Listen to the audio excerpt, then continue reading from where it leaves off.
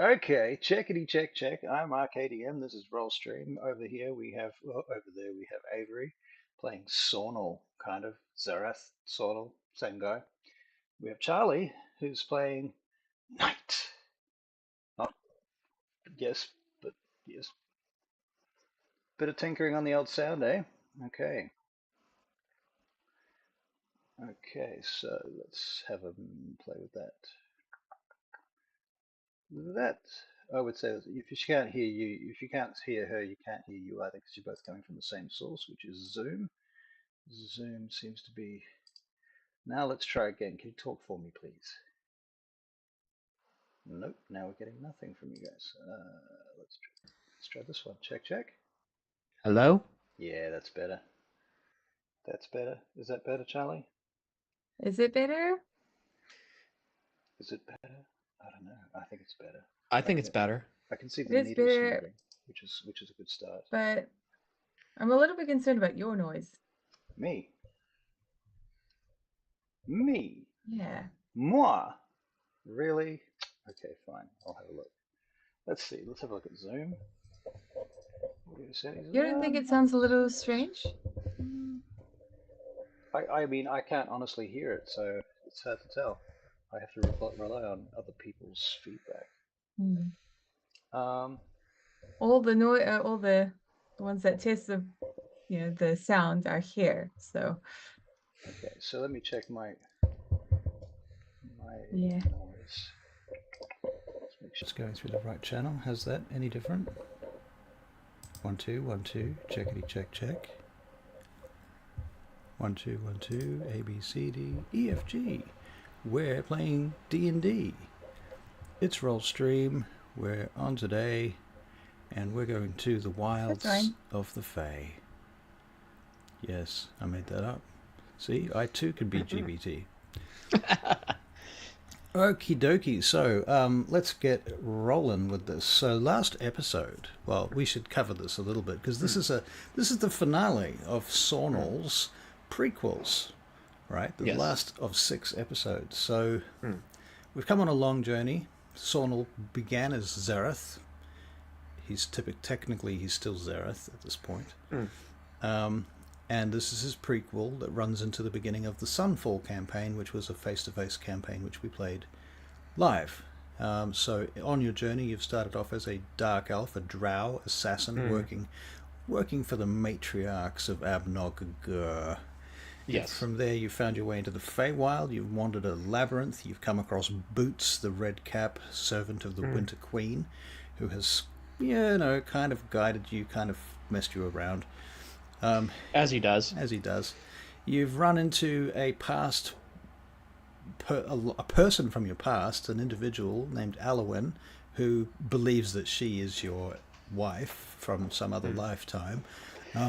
This was happening in a maze in the Winter Court, somewhere in the vast empires of ice and cold that the Winter Queen Morb has created for her own ends, or to her own ends. Meanwhile, Knight over here has been a changeling living amongst the Winter Court for some time. Now, out of game, I've done some work on changelings, which hopefully you'll like. I tried to fit them in with your preconceptions and my own, but we'll come back to that. Doesn't have to be this game. We'll talk about it after. Next, so you've defeated Leanthorn, the Winter Queen's son. You've broken into the Winter Court itself and arrived in the Megaron of that court, which is the map that we have up here. Yep. And having arrived here, you've defeated a Fomorian assassin that came in after you through the portal, which Leanthorn was somewhat responsible for, at least in terms of not securing it properly. Maybe in other ways, you never know. Leanthorn's a tricky bastard. I mean, he's an unseelie fae. They all are. Exactly. So you met the court, the members of the court, who we don't need to go into again, because that's a lot of trouble. And basically, cutting a long story short, the Winter Queen has offered Tsornyl, or Zarath, a deal, whereupon he has taken I want to say it's it's almost a punishment, but it's also an offer, perhaps. It's an option. He's taken the option to be frozen for 1,000 years until his dear beloved Alwyn wakes from her frozen crystal chrysalis, lots of chrysally sounds in there. So 1,000 years are about to pass, and he's been put into stasis in the ice by the Winter Queen. Now, while that's happening, you've been placed into stasis, and everything's kind of gone dark, and thus your mind kind of roams the plains for some time, unfettered, unconnected, unanchored to the physical world in any way for an extended period. While that's happening, Charlie, night. So night is where is night? Night is in the Winter Court, and time is passing in the Winter Court at a different rate to the rate at which it's happening for Tsornyl. And so you go about many an adventure and so forth, as one would expect. And during that time, there is one point, one opportunity at which perhaps you're roaming the Winter Court, the Empress's, the citadel of the Winter Queen at night time, perhaps, being all sneaky and whatnot. Perhaps you want to tell me a little bit about how and why you're wandering. Oh, well, let's see. I will be wondering because I like to overhear things. I like to people watch. I will be I'm going to be in satyr form because that's what I dressed up as today. So a winter satyr. Okay, So more whites. So you're like Mrs. Tumnus.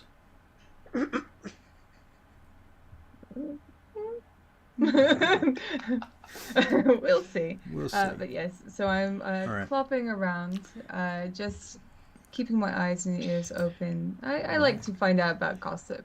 Can you make a perception check for me as you're wandering the frozen court of the Winter Queen this one bitter evening? 13. 13. You hear something up ahead, the sound of voices, and the tone of them makes you think that perhaps they are important voices. Oh, important voices. I'm going to change my hoofs to be more foot-like, so I can be silent. And I will listen in with my big ears. With your big ears, okay. Yeah. Right, so you hear the voice of Leanthorn, who you met previously in the last episode. You know who Leanthorn is, right?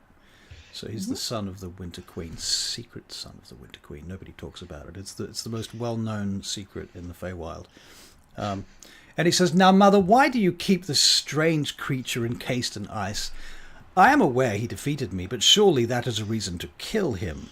Why instead do you bargain him to Tsornyl the unicorn, the protector of Sidarahel? What does he want with this changed elf, this child of Loth's daughters? A mere male assassin to the matriarchs of Abnog Gur. Indeed, he found his way into my maze, defeated my traps, found his lost love Alwyn, whom you also keep dormant, Mother, from another lifetime. And yes, he has recovered some of his memories, but who is this nameless elf that you so love?" You hear Queen Morb's voice, cold, calculating, layered with ancient sadness. "Ah, Leanthorn, my ever-loyal son, your spirit is fierce and your dedication unmatched. Yet there are depths to my designs that even you, with all your prowess, have yet to plumb. This elf, this child of Loth's daughters, is no mere assassin. He is a key, a living fragment of the past, tied intricately to the future we seek to forge. A key, you say, to what end, Mother? Tsornyl, the black-bearded celestial who is and is not a unicorn, sees beyond the presence, Leanthorn. His wisdom and sight pierce the veils of time and fate. This elf holds a significance that Tozen and I both recognize. In bargaining him, I secure not just an alliance, but insight into prophecies and futures that are yet obscured from my view. The elf and his lost love, Alwyn here, are bound by ancient magic, a magic that predates the Sundering. Their reunion and the awakening of their dormant memories hold the potential to unlock forgotten pathways of power. These paths could lead us to relics and forces that are essential for sustaining our eternal winter.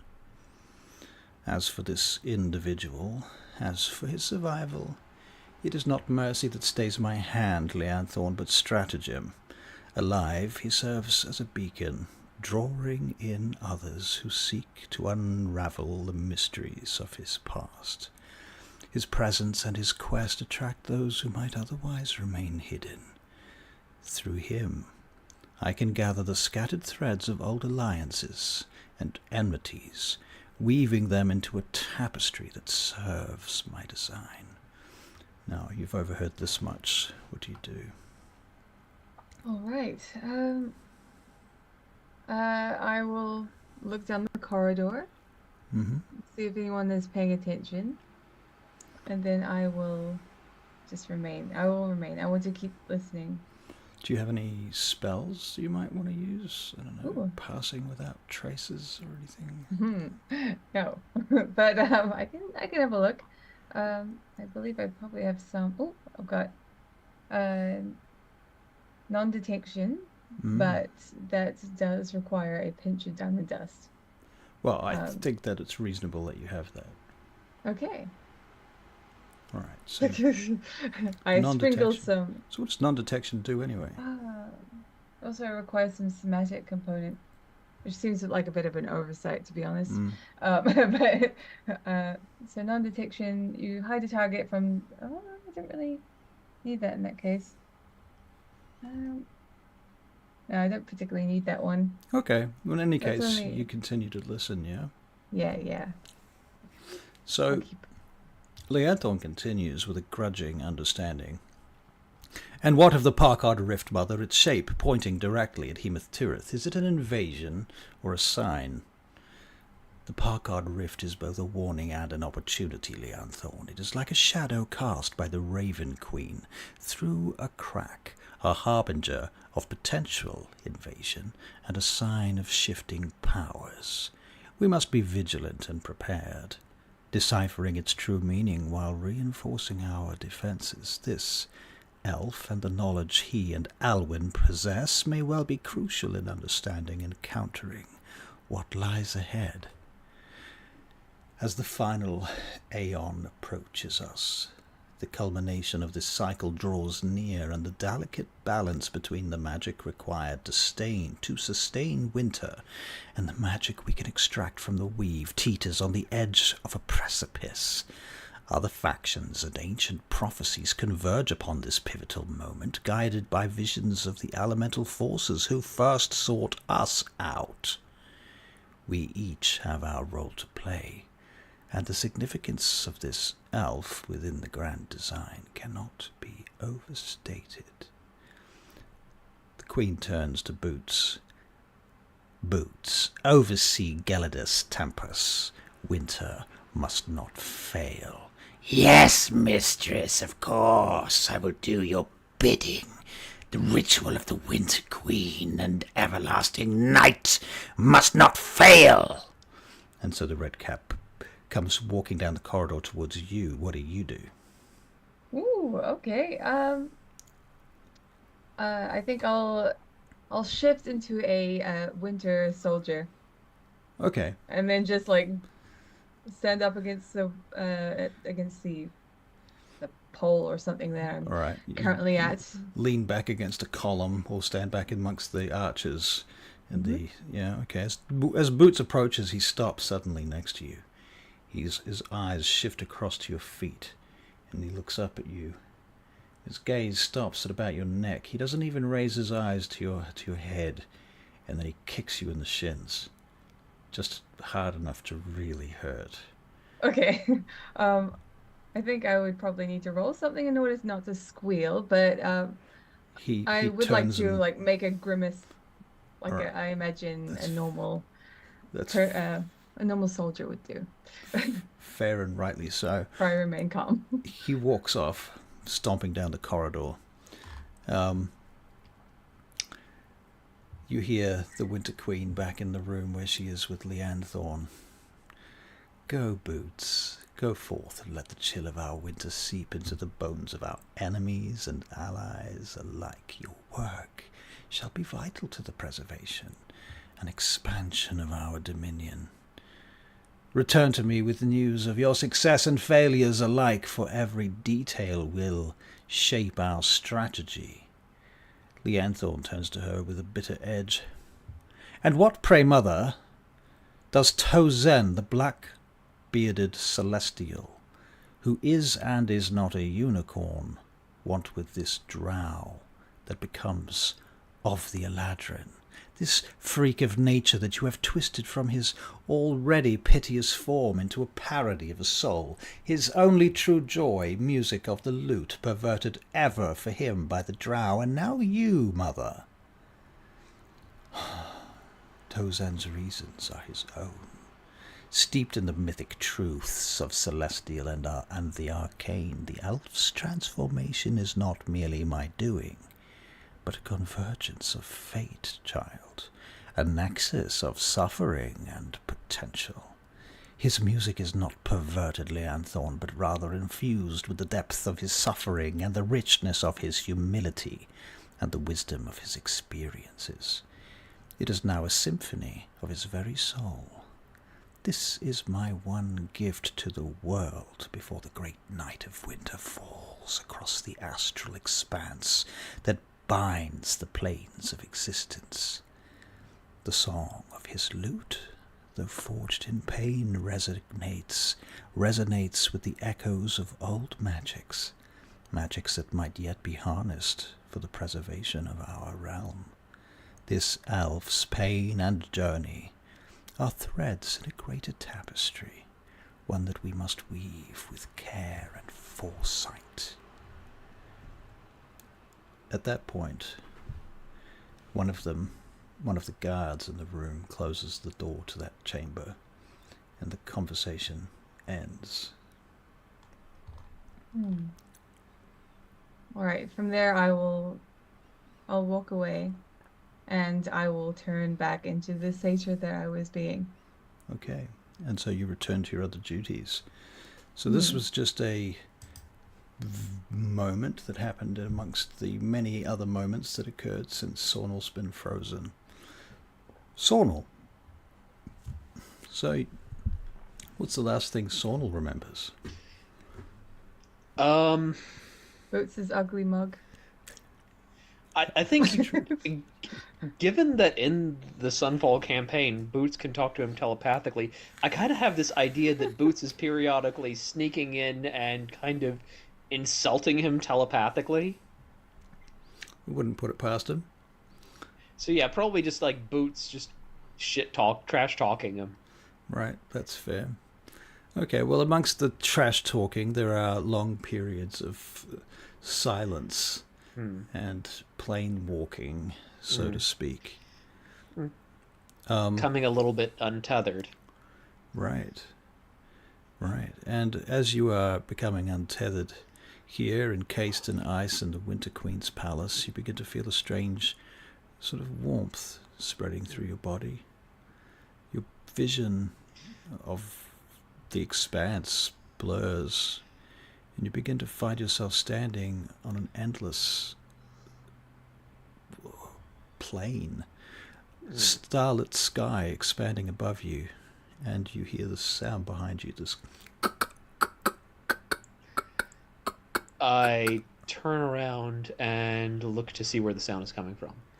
There is this enormous, black, furry, fluffy unicorn standing next to you with its head peering over your shoulder. It has a big, thick black beard that drapes down quite low.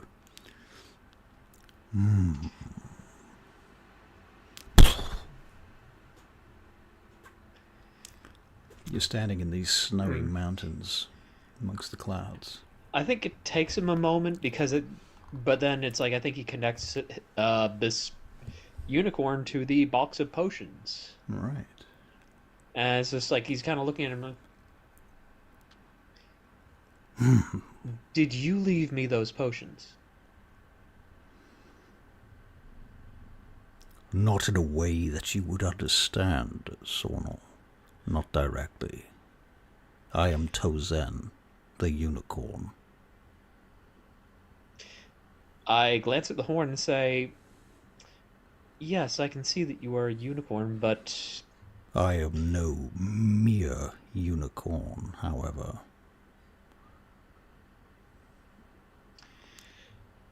Things are often not as they seem. Even you, Tsornyl, are not what you seem. I'm getting rather tired of everyone calling me Tsornyl. Soon, all of this will be explained. I see. And why are you here? What would you have of me? I am Tsornyl, the bringer of the celestial light, the point of the crown, radiant protector, dark enforcer, the shield of shadows. Once herald of Sakhanin Moonbow, I am the voice of Letharion, and master of all things. But I have fallen. Now I am reduced to this demi-plane. I see.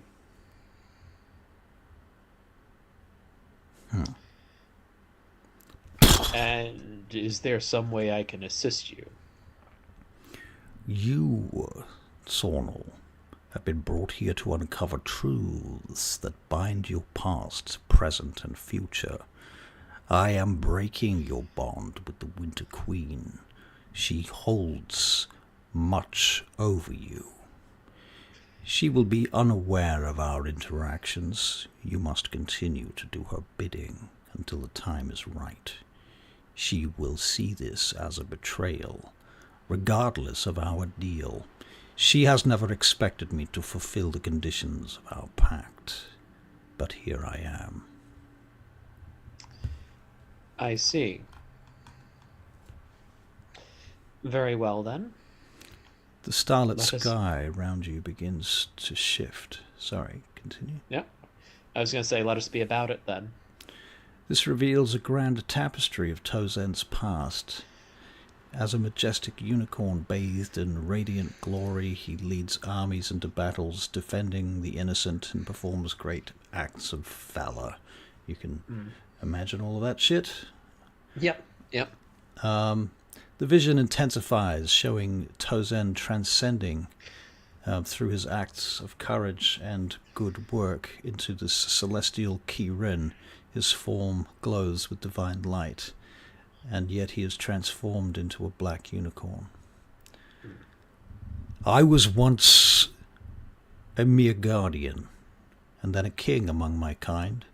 My deeds and sacrifices led me to this transcendence, to become Tsornyl, the black-bearded unicorn, servant of Mount Celestia, and by extension, the gods.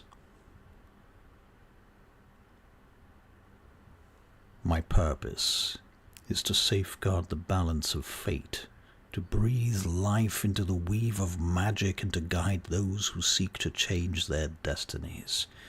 I am the master of magic, a servant of the gods, and the ultimate... Oh, take that back. He doesn't say that part.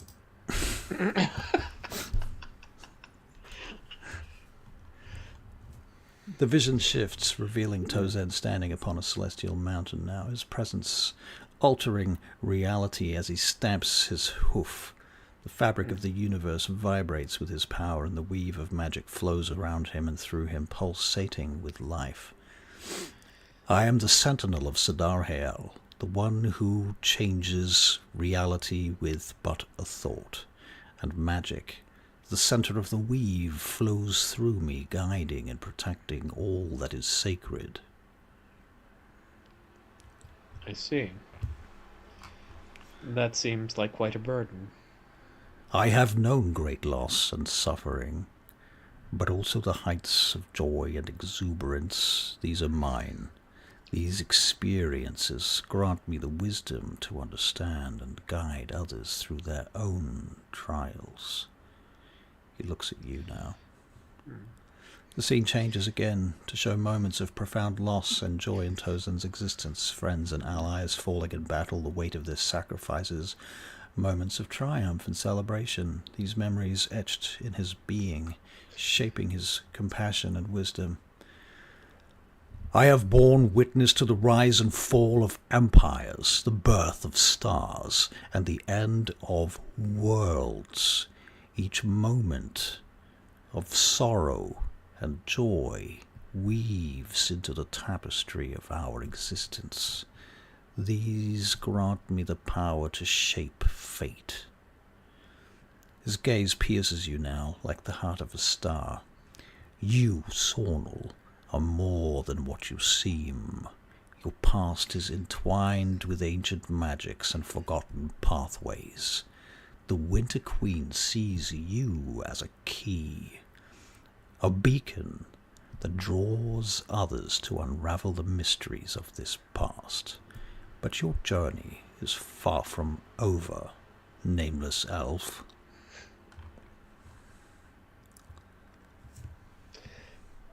I just kind of, I think I'm just staring at him at this point, like I'm just kind of trying to process everything that's happening. Embrace your past, your pain, and your potential.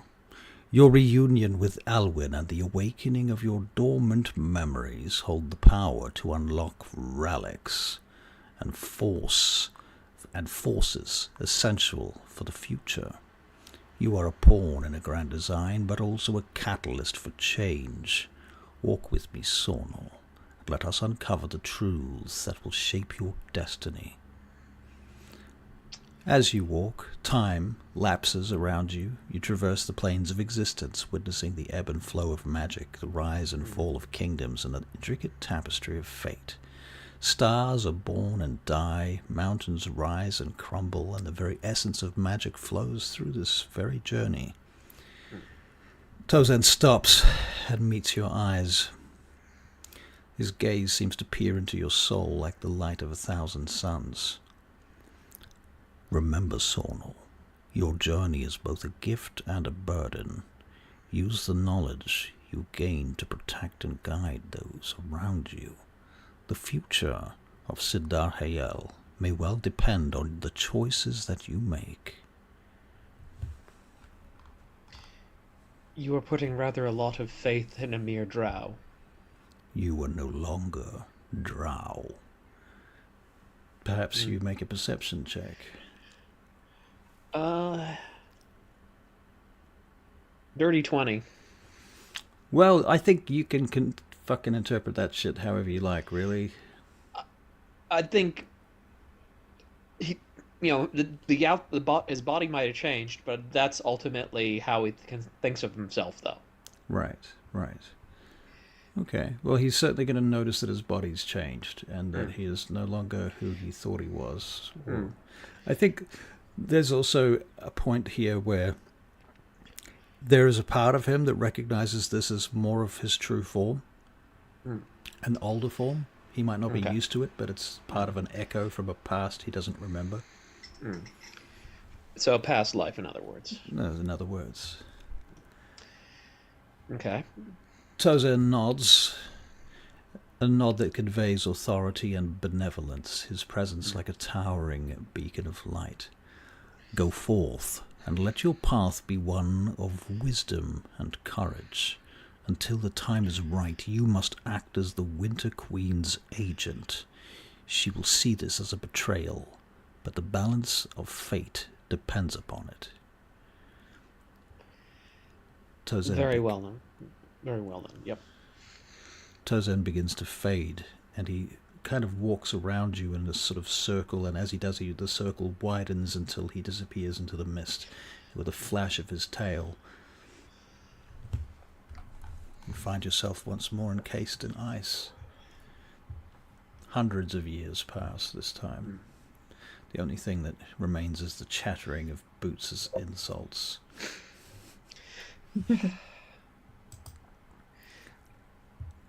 Actually, one thing that did occur to me is I'm noticing, I realize there's a certain parallel here to some other things in your setting. Ingram and Unglamore. They were trapped as well for, well, considerably longer, but it's the same sort of thing. Same sort of thing, yeah, that's true. That is true. Okay, so, in what appears or feels like aeons later, there is another shifting of your perception, almost like you'll feel like you're breaking through to another place through intense, I suppose, introspection and meditation. And as that happens, you hear a voice that sounds at first like the rustling of leaves. Perhaps you'd like to set a scene. Kind of imagining a forest glade, but if this is the Feywild, I'm imagining the trees are showing all different seasons at once, simultaneously kind of almost flowing in waves of color. Yep. I'd like to give Charlie a role in this. So I'm thinking she could be an actual fawn or other type of woodland fey creature. She could be an actual satyr. Yeah, that's what I'm saying. Yeah. Something like that, if you wish. Okay, Yeah. make the scene more. Okay, so presumably you're up amongst the woods then, Charlie, watching this scene, and you've seen this person kind of appear in this vision. And you become aware of this woman, Alwyn, walking through the forest. As the forest kind of forms around her, she touches the leaves as she moves through the place. And things manifest as she moves and speaks them into existence. Okay. I'm probably a little bit confused by that. She's suddenly standing next to this other elf that's appeared already. And she reaches out and touches your hand, Tsornyl. She looks at you and you recognize her. Elwyn. Welcome, Tsornyl. You've journeyed far to reach this place. But the true journey lies ahead. Sit with me, my love, and I shall tell you a tale of ancient times, of fates intertwined, legacies reborn. I am listening. Look, see a fawn. Come to us, young one. Okay, I will edge closer. Alwyn pats the fawn's head and perhaps feeds it something. I don't know. When you say fawn, are you being a fawn, like an animal fawn, or a fawn like Mr. Tumnus fawn? Being a satyr, like Being a satyr. Mr. Thomas. Like a young satyr, I'm imagining. Right. Thank you, but I'm not actually, I can feed myself, thank you. Yeah, she banishes really your nice. nonsense.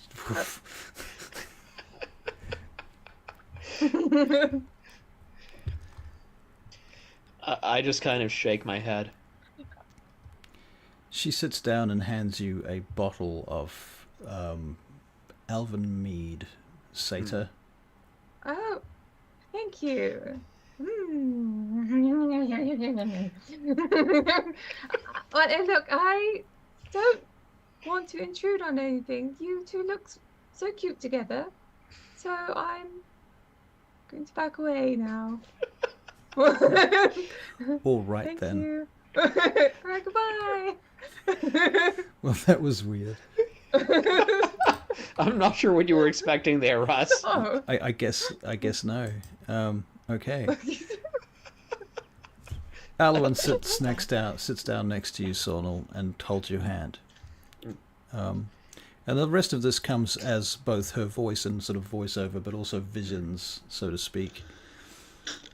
In the dawn of ages, when the world was young and the skies were filled with the songs of creation, there lived a tribe of elves unlike any other.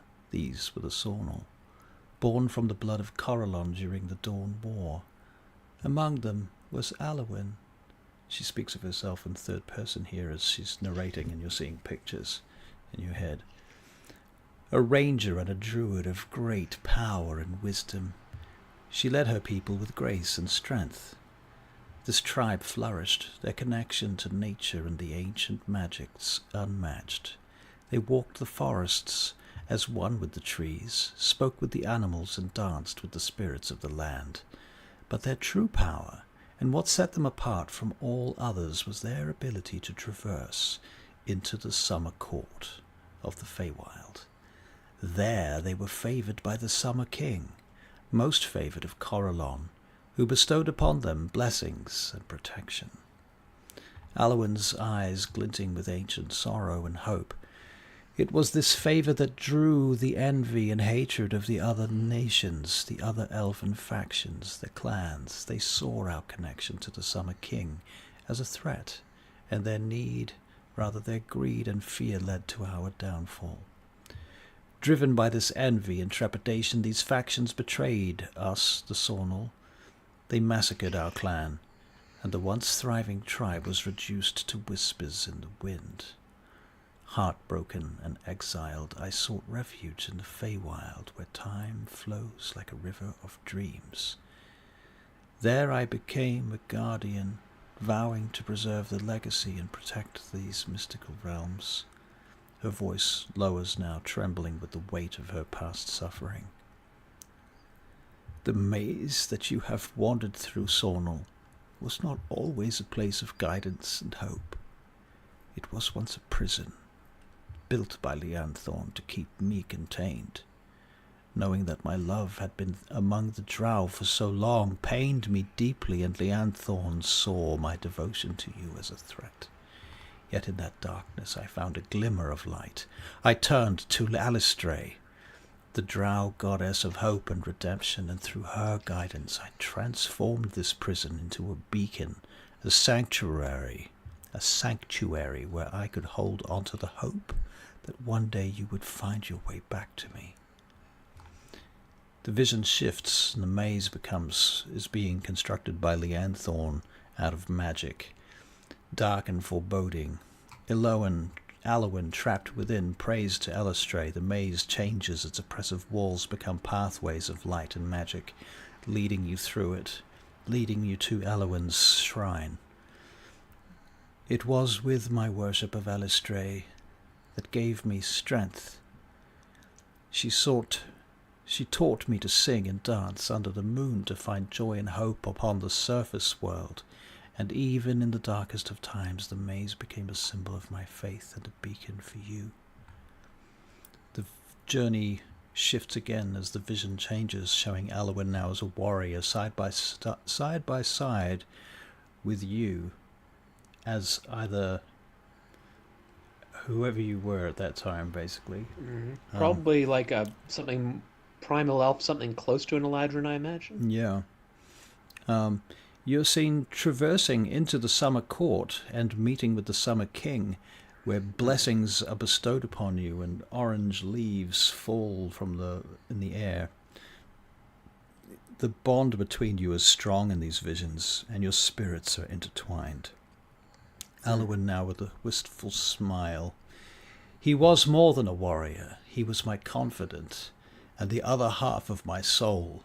Our bond was a beacon of hope and strength for our people. The vision darkens, showing the betrayal of the Tsornyl tribe. Alwyn and her warriors fight valiantly, but the overwhelming forces of the envious factions lead to their defeat. The warrior falls in battle, his spirit torn from his body. Elwyn now with sorrow. In that life he fell, and I was left to bear the weight of our people's legacy. But his spirit did not fade. It was reborn, destined to find me again and again. What's Tsornyl thinking at this point? I think the first thing that comes to mind is she says again and again, he's wondering how many times has he been through this? Right. Kind of have the quantum leap feel there. Right. The scene shifts again to the present, showing Tsornyl wandering through the maze, drawn by the... Well, it's not exactly the present. Drawn through the maze by the echoes of these past lives, he finds Alwyn and their spirits recognize each other. Here in the Feywild, your spirit found its way back to me. You are Tsornyl now, but the essence of that warrior lives within you. Together we can restore our tribe's legacy, protect the realms we hold dear. She turns to you, her eyes piercing and intense. She looks earnestly at you. Your journey is now far from over, Tsornyl. The Winter Queen's shadow looms and the balance of the Feywild hangs by but a thread. You are the key to restoring our legacy and protecting the realms we hold dear. Tell me what I need to do. Embrace your heritage. Harness the ancient magics within you, and stand against the darkness. Together we shall restore the legacy of the Tsornyl tribe and safeguard the mystical realms of the Feywild. Tsornyl, nameless elf, forever my love. She steps closer, placing a gentle kiss on his forehead, and as she does there is a wave of Fey-touched magic that washes over and through you, imbuing you with the qualities of the Fey-touched boon, or rather, what is it? Feet. The feet? The feet. Okay. All right. I'll take a free feet. Did you not already have that feat? Rude. No, because he's an Eladrin, so he can do Phase Step. It's not a spell. Anyway, right, okay. We can work out the details later. I just remembered you having this feat. Maybe I'm getting confused with... I think you're thinking of Urukon and right. Rayand. That makes sense. Okay, all right. Miswritten. Oops. Go forth, my love. Our legacy waits. Together we will triumph. One day I will find you. The vision ends with that kiss, and you find yourself standing in this pillar of ice, which is beginning to break apart around you.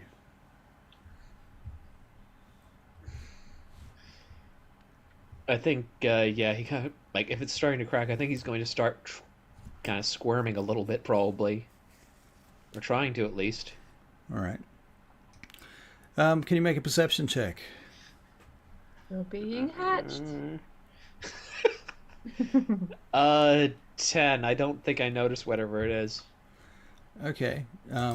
That's fair. You don't notice whatever it is. You're busy kind of trying to get out of this thing, and the next thing you know, you're finding yourself in this crystal chamber, and the following people are there: the Winter Queen, Leanne Thorne, Boots, and Knight.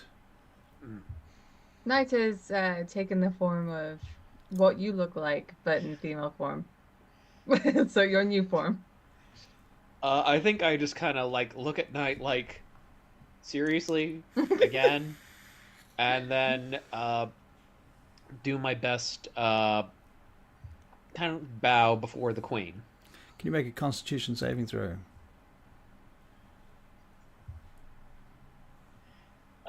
Pretty sure a 6 fails. Okay, so you go to step forward to bow before the Queen, and you collapse to your knees because you haven't used your muscles in 1,000 years. I mean, it's like, at least I'm trying. That has to count for something. For sure it does. As you stagger forward, you just find yourself on your knees in front of the court. As the ice shears away from you. Oh, look who we got. We got Vancouver by Night. Hey, Vancouver by Night, welcome. Would I be allowed to go up and help him? Yep, if I look at the others, because we are in a court sitting, for so I sure. will go over to him and I will provide a I think that might be why you're helping here. hand up. Yeah. I don't know what to make of that, but yes, I'll go over to him, All right. give him a helping hand up. All right. So you help him sort of shake off the ice and fractured crystals and what have you, and he I will also say, climbs to his feet. I will also say, try not to embarrass yourself. And I think at this point his voice is... I think because before was a vision, I think now that he's actually out of the ice, I think his voice has changed to what I was using in the Sunfall campaign. Okay. And I think so he says, Hi-ho, Kermit the Frog. I will certainly try. I see, you have a different voice today. I will take note of that. I think he's like visibly surprised by his voice as well, for what it's worth. Boots looks up at you, kind of concerned. You have a frog in your throat. Unlike you, I do not eat frogs. A simple quip. Huh? Not worth much.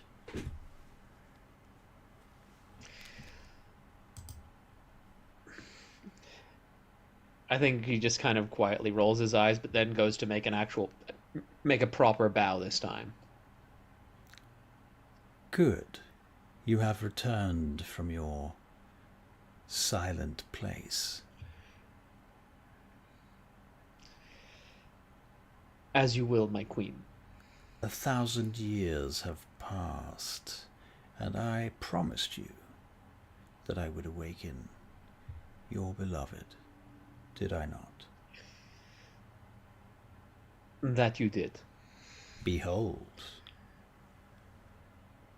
And across from you, you see this sheet of ice kind of fall away, and you see Alwyn frozen there, like Han Solo in the wall.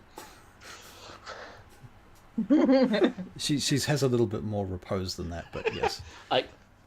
Yes, exactly like that. Mm. Yep. And the ice begins to fall away from her much the way as it did from you, and it takes a few minutes for this to happen. During that course, does anybody want to do anything? I think I'm just kind of looking around, examining the room around me. Can you make a perception check?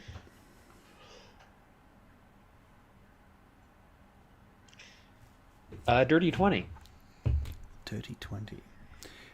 Okay, so as you look around, everywhere that your eyes kind of fall, you see reflections of black fur and hooves and a horn.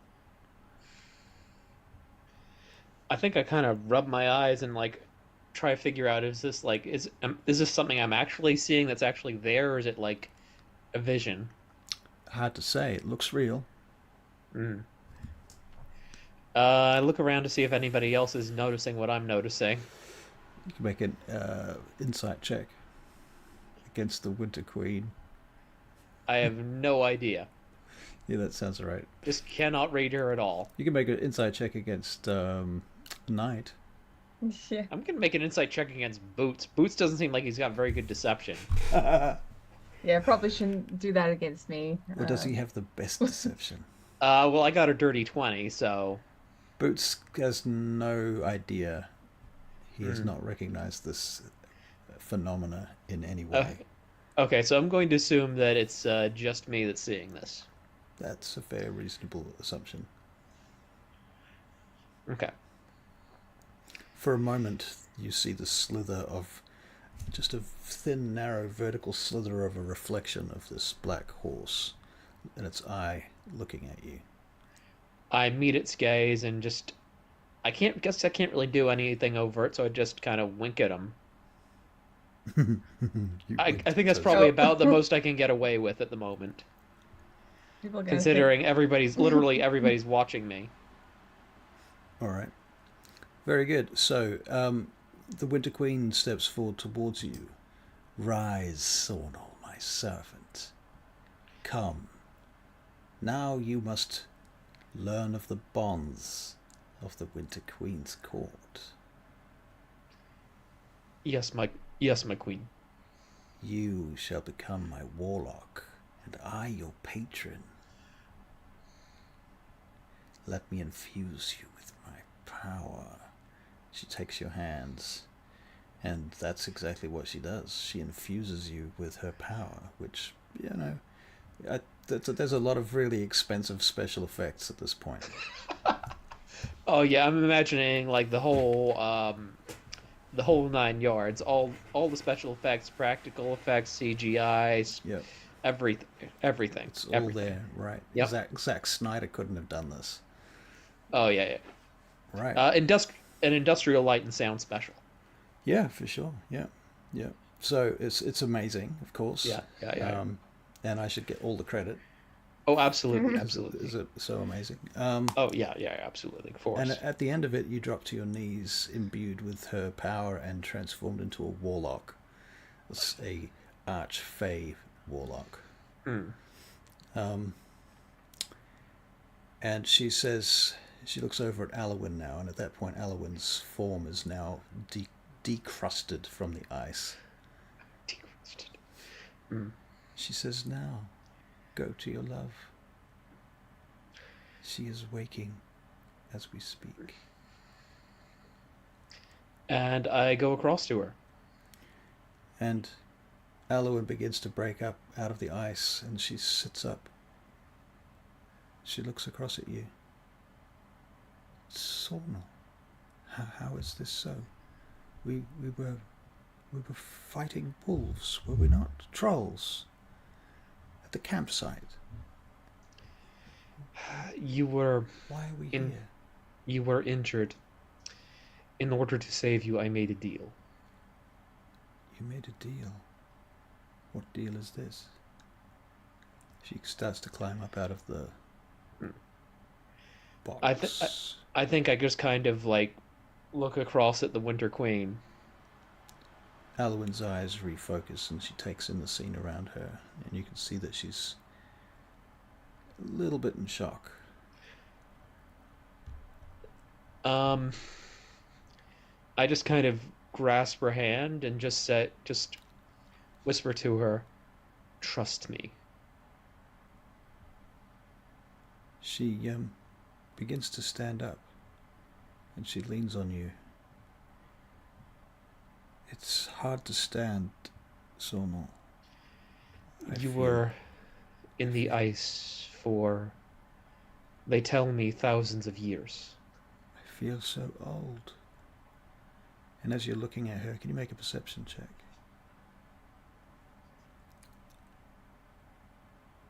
16. You notice that she is aging in front of you. The aging is speeding up. I think I just pull her into an embrace and just whisper in her ear that I'm with you. I'm with you.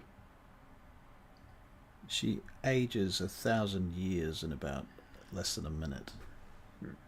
And she goes from a young, sprightly elf, fairly, relatively speaking, to much more mature, and then she ages into her elderly years, and then she crumples in your arms. She has her arms around you, and she tries to kiss you one last time before she dies. I kind of gently lay her down on the ground and close. Like, I'm imagine if her eyes are open, I close them. Mm-hmm. Is it alright if I look at the others who probably knew this was going to happen? I didn't quite know what to expect myself. Well, Knight, you can make an insight check. Sure.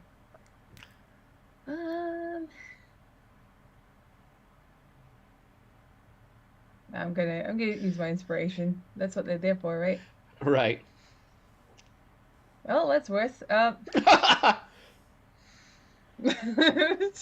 Well, I don't think you can Probably tell what the Winter Queen is thinking. she's notoriously difficult to understand anyway. Leanne Thorne, you can tell there's something going on there, but you can't tell what he's thinking. Boots is a little bit more obvious. Boots is just sitting there with glee. But it's hard to tell whether Boots is sitting there with glee because he knew it was coming or because he's just enjoying the show. I think at this point I look back. Can I do an insight check on Leanne Thorne to see if I think he knew? Yeah. And I'm going to use my deception to be stone-faced. Okay, so you can make a deception I check. rolled a nat 1, so whatever I'm thinking is just totally wrong. I think you believe that Leanne Thorne might have planned this. I got a 27 on my deception check. Woof.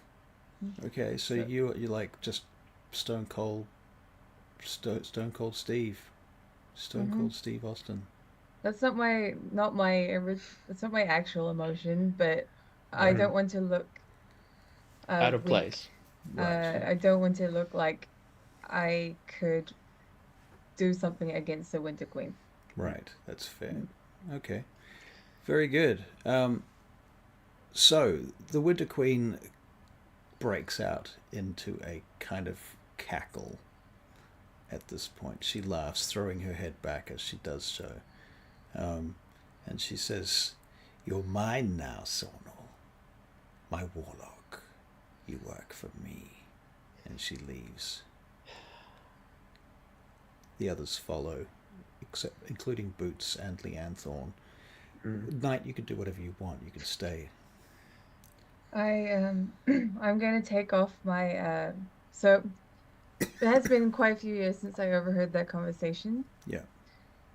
What I would have done is I would have I remember everything and I keep that information within a month. So I would have made note of that conversation, written it down, put it in a little scroll, sealed it up in one of my my bird pipe, ceramic bird pipes that I make. Right. So I'm gonna go over to Tsornyl and put the one with the message in it around his neck. Okay. And I don't say a word. I'll walk away. And Tsornyl just starts muttering about that he doesn't know which out of this group that was waiting for him is the strangest one. And he's including Boots in that number. He's very, very flustered and confused. But I think after a moment, he just kind of examines the pipe. Is there any sort of special hidden thing in it, or what? Well, do you think I should make Tsornyl make some kind of check to see whether or not he's bereft? Absolutely. And wisdom save? Can he even function emotionally at this point? Emotion might actually be charisma save. It could be charisma, yeah. The thing is, he technically hasn't known her very long. I mean, technically, yes, he has, but he also hasn't. Well, yeah, because it's like there's the memories, but they're kind of like not really that well integrated. I think a check is fair, though. Yeah, I think and I think that as a role player, here is an opportunity to lean into. Yeah. Okay. Well, let's. I'm gonna do a charisma save and just see. Yeah. 16. I think he's just kind of like. He's kind of like in that state of shock where he's like, He's not like part of him's not there, but he's functioning. Right. Gotcha. So it's like everything's happening at once. It's just like, is he kind of like, is this another vision? Am I hallucinating? Am I still in the ice? Is this can't be really happening? Right. Like right. And I'm thinking everything during that period in the ice too. You will have gone back through many memories of your life as a drow and your possibly other lives too. So all of that's flooding back at once. Okay. But with the bird pipe, I've made it in such a way where it just looks normal. There is no like secret catch to it. I know eventually you're going to find it, but it doesn't have to be now. Okay. And it doesn't have to even be this century. Yeah. One day you'll find it. So here's the thing. The next thing that's going to happen is that the Winter Queen is going to give him orders to go back to Sadarhael, but now in the present. Mm. And she wants Knight to lead him to the portal to do so. So this is something that Knight, you are already aware of. This is part of your duty. The journey to the portal takes a little while across the Feywild. All right, well, I think I'll prepare him some equipment in order to Just like to go there. starting equipment sort of thing. Yeah. Because he's level 1 now. Adventurous kit. Yeah. No, Adventurous kit, yeah. I'm going to prepare you some things. It is just going to be basics. I'm going to make sure I have another bird pipe on me because I just gave my other one. So that's fine. You said you made them, right? Yeah, she has potter's tools, so I like that. That's her little thing. Well, I imagine you have a bag of holding. I imagine that you've given me a bag of holding. Amazing. Then I also imagine I've got a bag of holding. So very good. Put a whole bunch of things in there that I think we might need.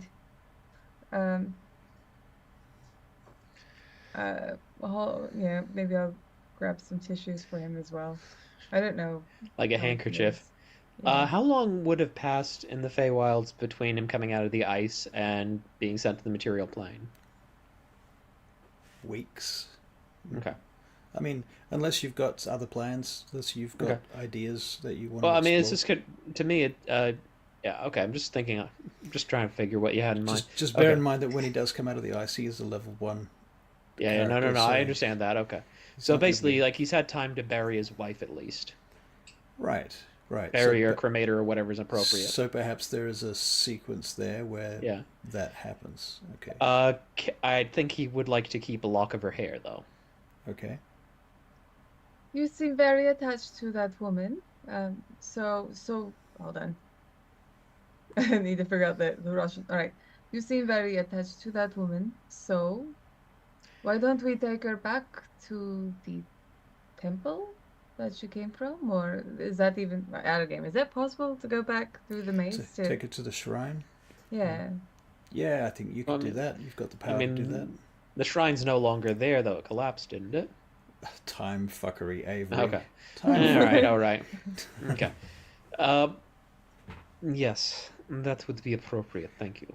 It is. I mean, to be fair, you could take her back to the ruins of that shrine. Bury her there. Yeah.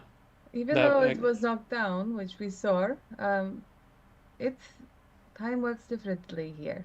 It'll be there probably. You want to take her back? That would be nice. I should like to offer a prayer to Illustre. Very well. So you facilitate this travelling back to the shrine, and you find yourselves back in the maze. You traverse through the maze together. Is there anything you want to say to each other or do during this period?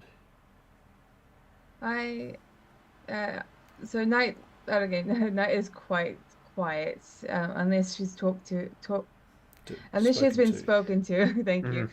She won't say a thing, but it's mainly to hide her true feelings on all of this. I think Tsornyl is absolutely not in a talkative mood. Does Tsornyl want to make a insight check into Night, regardless, because you are with her for some time? All right. Good luck. 6. She is just a blank wall to me. Okay. All right. Fair enough. Okay, well, you get to the shrine at last, and it is, in fact, yes, it is the ruined version of it, which makes sense. It is as you left it. And I think perhaps as you come here, it reconstructs itself as you carry her body towards the location. The sheets of ice and stone coming out of the ground and rising and reassembling itself, And I take her into the shrine and go to the bench where I met her in this life, and I lay her down, and I'm imagining I would have brought a shroud or something, Mm-hmm. and I put a shroud over her, and I'd like to say that I brought the sword I had with me, and I kind of just put her hands on the sword and the sword on top of her before Okay. putting the shroud on her. All right. All right.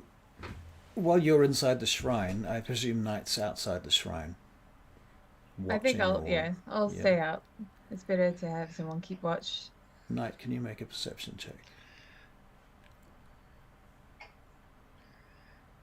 16. You notice this a red flash coming from the woods, approaching, sneaking over the snow-lit fields. Okay. They're getting close to you now. The creature comes out of the forest line and begins coming towards you. I see. You see that it is wearing a red cap. Wow, no shit.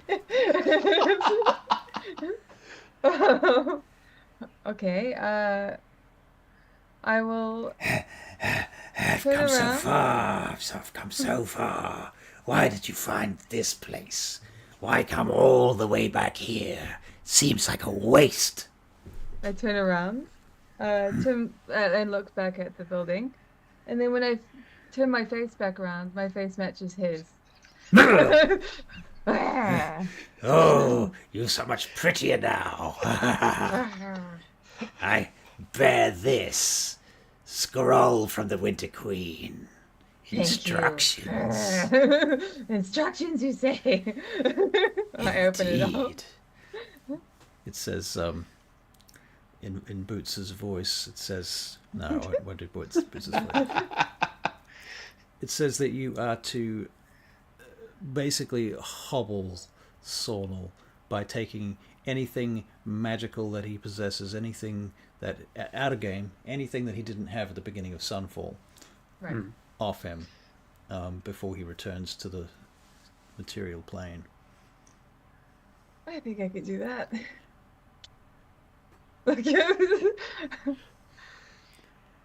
Remind him that his service to the Winter Queen is a test, and that if he fails, well, that would be dire. Understood. I shred it up and I throw it at him. He picks up the pieces and stuffs them in his mouth and eats them. When I turn back around, I will have Tsornyl's face again. Tsornella. I will leave you now. Why were you leaving? Why not come with us? Well, Hmm? very well, I'll come with you. What fun. Yes. Where are we I'm just going? matching his energy. Going inside to see him. Illustre's power is strong here. Not for me. Oh, okay then. You stay out here. You keep guard. God, from what? I don't know. Pick something. You be on guard from me, ha! You don't stand a chance against me, little man. That's what you think. You've not tasted my sickle. Oh no. Oh no. Sickle damage. Oh dear. And I'll wander inside. All right. Tsornyl, Yes? I'm sorry, but we may have to cut this a little short. Very well then. And he just kind of caresses Elwyn's cheek one last time, bows to the statue of Illustre, turns on his heel, and leaves. Very well. Her body here somehow is preserved infinitely, and by the power of Illustre, she will not decay. And you leave her things there. This place Yeah. freezes over and will remain untouched Hmm. Until such a time as you return. Yeah. These are things you know. Okay, so as you're coming out, you see Knight, and you see good old Boots sitting next to her, picking his nose. Oh yes, he's here. He's secretly wiping snot down the back of Knight's gown. I'm just gonna make a perception check. Secretly. Secretly, I Yeah. rolled a 20. So Well, let me at least roll a Deception check. Yeah. oh really? I rolled a natural 1. Okay, so Boots most unsecretly is just. He's just openly doing it. He's just openly doing it. Yeah. So I'm gonna have a chat to him for a minute. So. Oh, can I try something before you do that? Oh, okay, sure. What would you like to do? Is Boots immune to the frightened condition? Probably. There's a high chance. Let's have a look. Well, according to the stat block that we were using before, he's not. True. Now, don't expect that to stay for very long because given Oh, that I'm he sure, is- I'm sure. But for this time, I would like to use Fey Presence to frighten him. All right. fair So, enough. Wisdom save, please. Wisdom save for Boots. That is a remarkable another natural 1. So he is frightened of me. I think he just runs away. He sees you coming and he just runs back to the woods. Huh. You know, that is exactly what I was going to do. That was oddly satisfying. It is, isn't it? Hmm. All right, now I'm going to need you to do me I guess, a favor. A favor. Okay. So I make a need to- perception check for Tsornyl. Go Yeah. on, keep talking. A favor. Nah, 9. Ugh, shocking. Okay. I need you to just stand still a moment while I will grab out my other whistle, Bird pipe? Bird pipe. What is a bird actually pipe? a bird pipe is just like a little flute that is in the shape of a bird. Okay. Actually, there's other types of bird pipes as well, like sort of panpipey, Okay. but this one in Yeah. particular is a bird-shaped one. All right. So she is going to be casting Detect Magic on Tsornyl. Ooh. Okay. So I'm actually going to cast it instead of ritual casting because Okay. Yeah, you can afford to burn a spell slot. yeah, I'm fine. I got the Right. slots. All right. So you burn a spell slot. You're casting Detect Magic. Yep. And as I walk This around reminds me him, of the looking at him. book we mentioned earlier about good omens. Oh, The aura is so vast that you can't see it. At first, at least. Maybe when you finally step back and go, oh, okay. Yeah, he's magic. Hmm. I think Really? she's looking for stuff on me though, not looking at whether I'm magic. Mhm. Okay. So Well, as what magic stuff does he have on him? Basically, I think he's just got the potions Tozen gave, and just the remaining potions Tozen gave. Okay. So I'm going to be walking around him as I blow this whistle, and I guess looking for the magic items. And as I go past him, I'm going to be using sleight of hand. So you're pickpocketing Yeah. potions and other magic items off him as you He go might along. find it so So you out can of make- the gate that he's Right. just stunned in shock. So you're going to make a sleight of hand check, and he's going to make a perception check. Yes. Okay. Well, perception. I don't notice anything. I think I'm just like still distraught over Elwyn. Excellent. That's fair. Well, You can I have got advantage 25. though. Not advantage. You can have inspiration, Tsornyl. Aw. Oh, thank you. Maybe that will inspire you to cry. Anyway, just kidding. You got to remember that even with the extra memories, like I this know. life, he was raised not to show any weakness because showing any sign of weakness would get him attacked and like quite possibly killed. No. True that, as a drow. Hmm. So basically, he's like he does not show his emotions easily. He Okay. doesn't Oh, even that's fair. recognize them. Absolutely fair. So I got a 25 for my sleight of hand. Okay. So I'll Right, be so- pickpocketing things as I go past him. Okay. Yoink. Yonk, yonk, yonk. Yep. Okay, so his magic items that he doesn't have as Tsornyl at least are Yeah. vanishing. She can replace some of them with things that he did end up having. Well, he didn't. He didn't start with anything though. He didn't start with anything useful. You didn't let us start with magic items. We Level started one. from yeah, level 1. but normal things like mundane Oh. stuff. Okay, yeah. I would have given him Monday stuff anyway. Yeah. Yeah. Right. So you set up Um, his basic kit. Yeah. Yeah. Right. Like that pouch of sand. Right. That Right.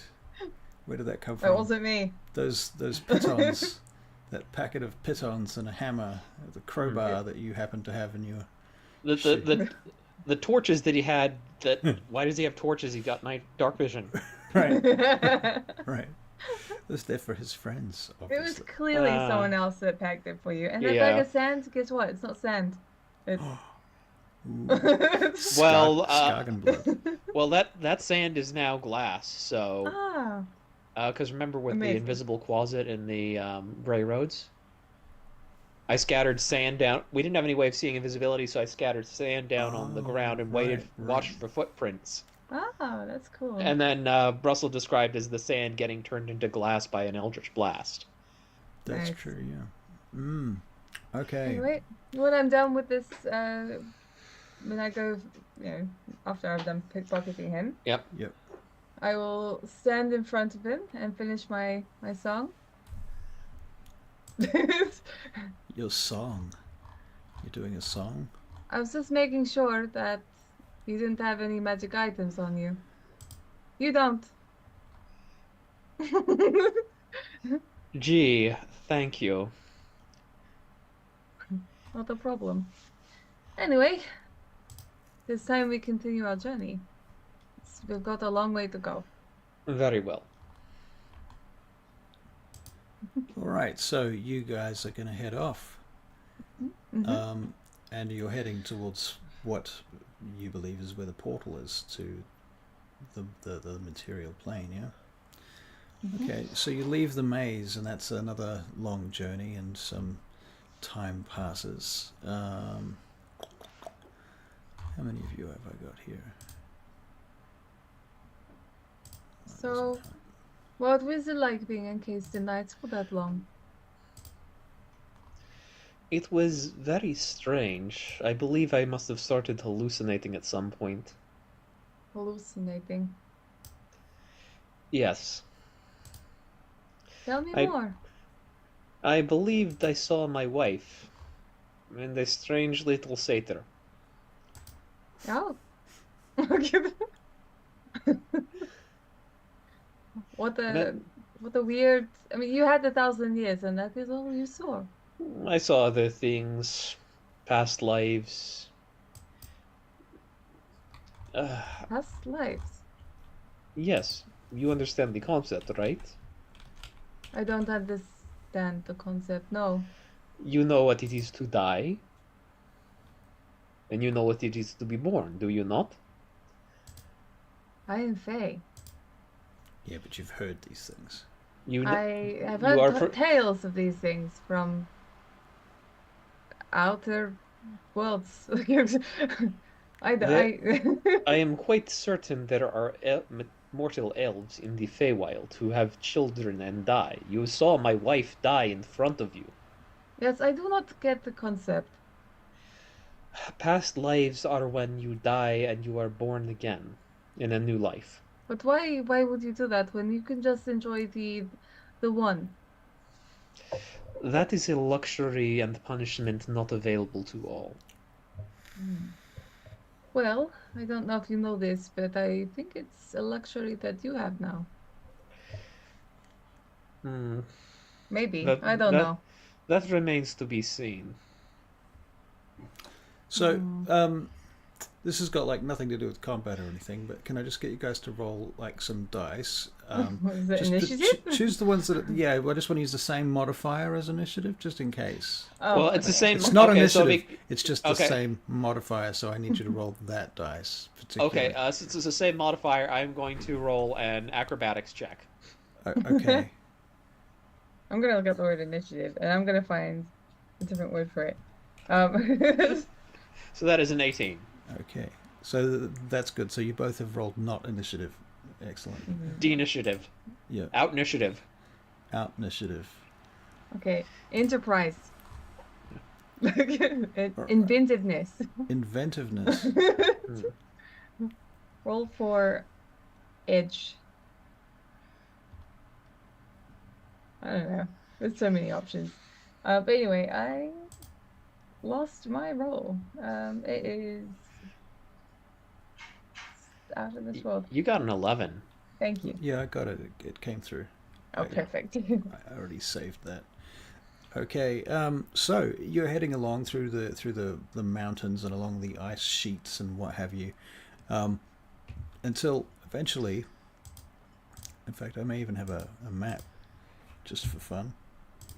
The question is, did I upload it? That's the real question. I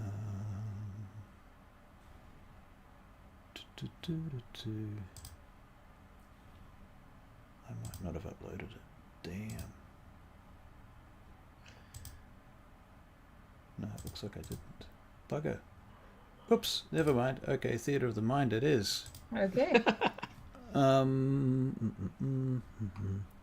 Okay, so you're wandering along through these sheets of ice and what have you, and there's bits of stone sticking out through the ice. You can see underneath the ice, deep under the ice, you notice this pattern that reminds you of the Ostorian roads that were once paved all over the multiverse.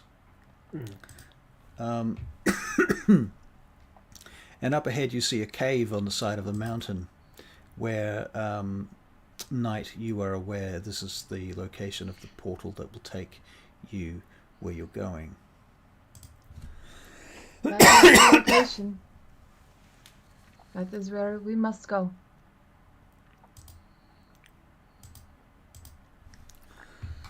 Well, say something. I will follow your lead. All right. Very good. So you follow his lead, and as you're heading up, you notice that the temperature drops considerably as the wind chill kicks in as you get higher. Oof. And you can feel the wind blasting through your clothes almost as if you weren't even wearing them. It's just bitterly, bitterly cold to the bone. And you stumble into this cave lined with a thin layer of snow that is rapidly rising from the snowfall and the snowdrift that's coming in from the outside. As you step into the space, you notice that the parts of this cave, you know what, perception checks. Okay, is that going to be the same as initiative? No? Okay, no? Okay. That's an Actually, 18 for me. Mine is. 21. 21. Okay, well done.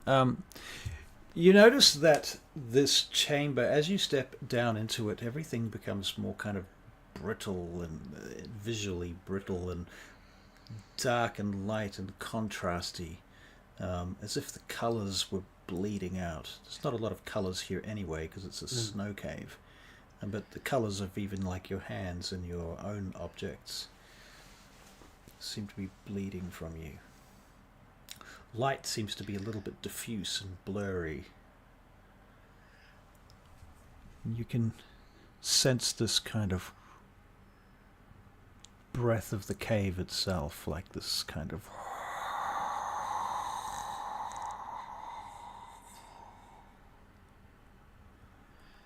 Okay. Things are a bit weird here, aren't they? Even for the Faerun. It's just weird. Steps. What is a Fey run? Fey realm.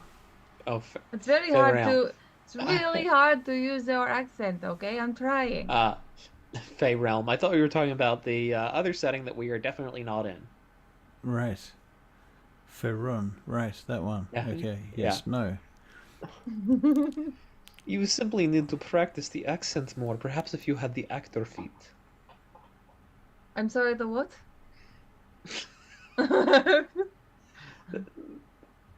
I didn't say anything. The fourth wall, man. Oh. Suddenly, from up ahead, you see there are cracks in the ground, and from up ahead you see this shadow slithering out of it, and starts rolling towards you across the floor rapidly. As it does, it's making a surprise attack. Who's at the front? I think we both were, or both are. we. All right. Eh? All I right. don't know. There's only two of us, so we can pretty much Yeah. just walk side by side. Yeah, we're probably walking side by side rather than having like unless it's particularly narrow. I could Right. see Knight being slightly ahead. Yeah. Can I get because you she's both? leading. Can I get you both to make wisdom saves, please? Dirty 20. The two. Oh. Sorry, natural one. Oh dear. Okay, Knight, you just got your comeuppance because now you are afraid. Oh, okay. So Holy shit! you are shot with terror all of a sudden as this creature comes whooshing across the floor in your direction. You sort of freeze up immediately. So at that point, this creature is going to lay its hand on you, Knight, because you are afraid of it. This icy cold hand reaches out to grasp you. What's your armor class? 18. It misses with its first attack. This time it swipes now at Tsornyl to grab you, Tsornyl. What's your armor class? 14. 19. That will hit you. You're making a constitution saving throw and taking 3 points of necrotic damage. That is a 14.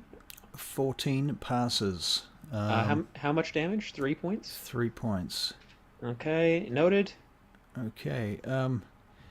Then it is the creature's actual turn. So it's going to try and grab Charlie's character, Knight, again. Okay. This time it gets a 22. Alright. That does hit me. That does hit. It does 9 points of necrotic damage, and you make a constitution saving throw. Okay. 9 damage. I'm gonna Hellish Rebuke as well. Con. Wait, I'll do the con save first. 8. Oh. 8 on the con save. Okay, Yeah. so your maximum hit points have been reduced by 8. Okay, okay. Yep. And if your hit point maximum is ever reduced to 0, then you're dead. Okay.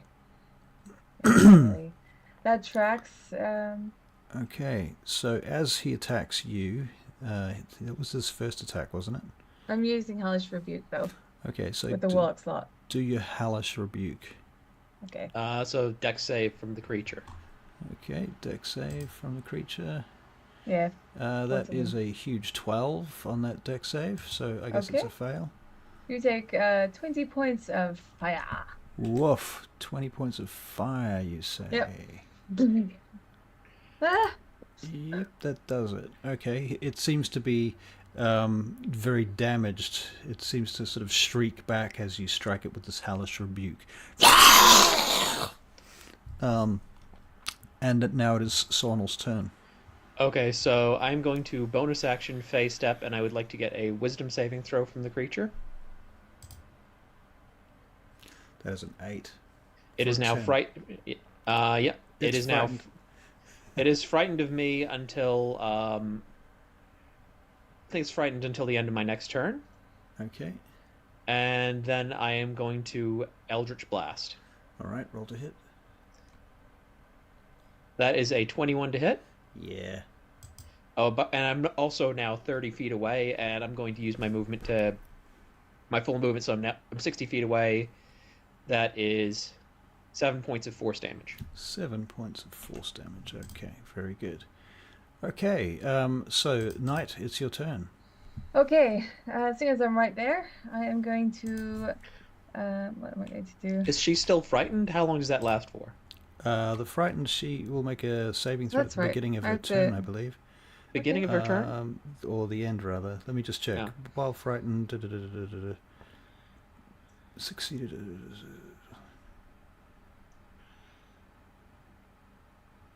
So you have to drop whatever you're holding. You become frightened for the duration.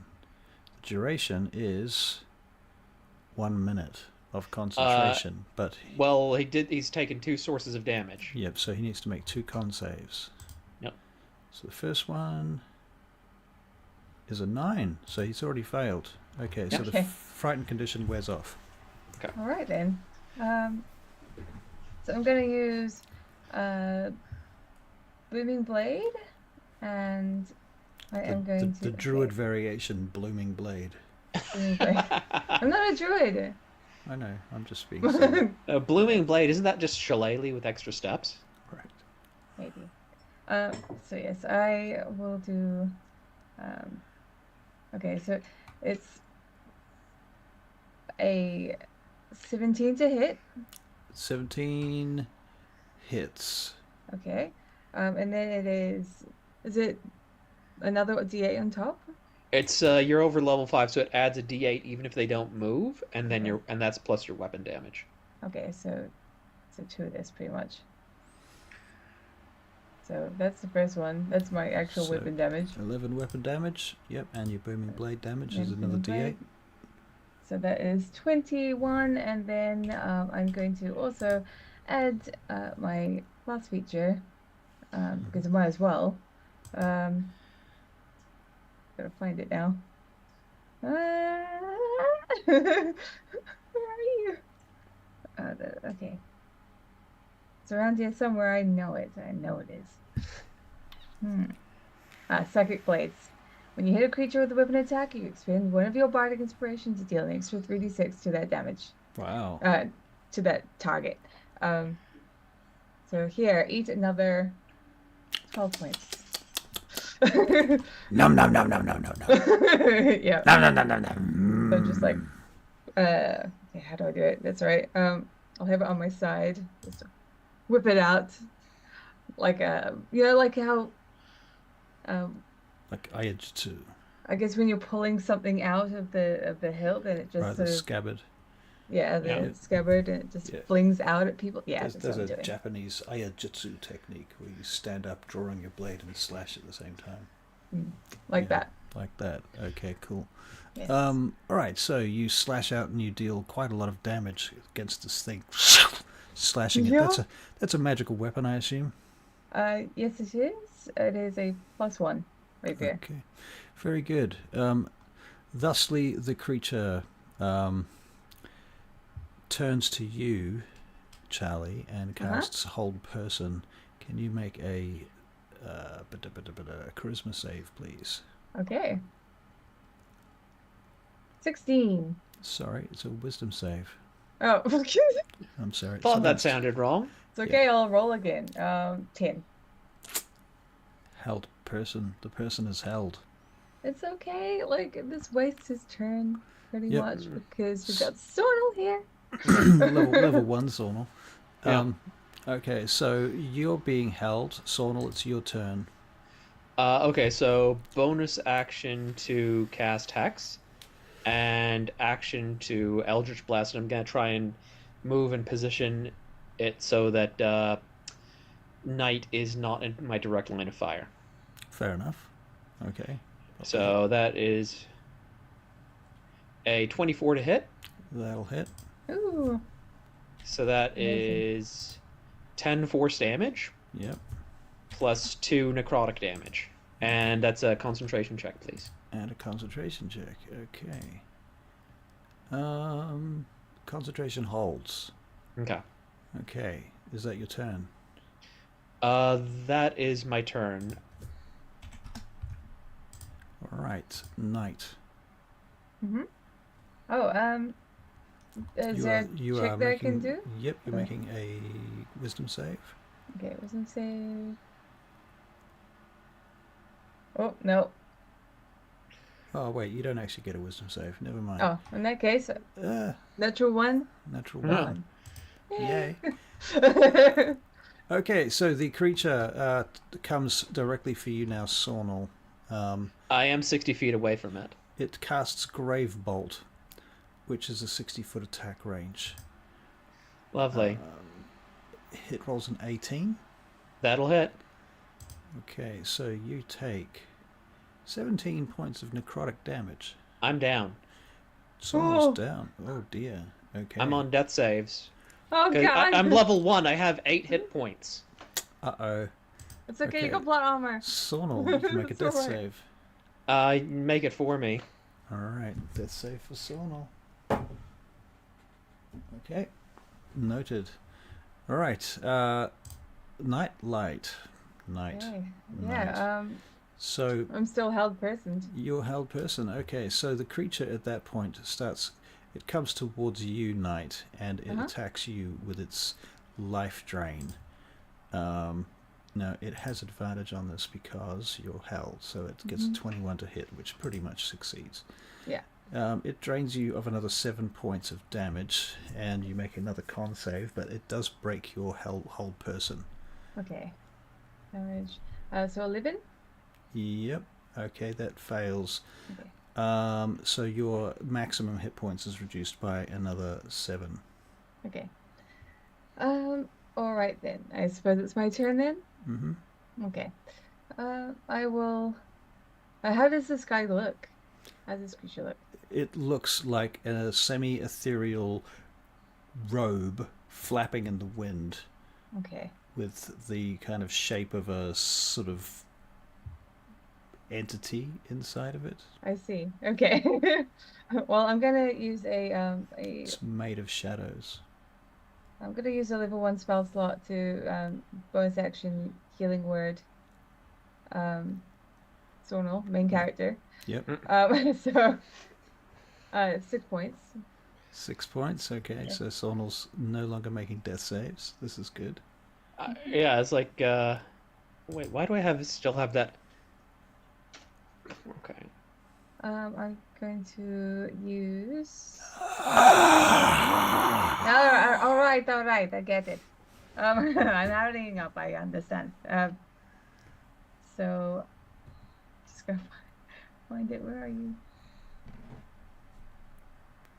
Okay, bonus action. Okay, I'm gonna use Hexblade's Curse. You overused your bonus action, though. All right, yeah, sorry, forgot I healed your ass. You're welcome. Yeah, no, I appreciate that. And I do appreciate that, but, you know. Asshole. No, it's fine. I'm gonna I'm going to just attack him.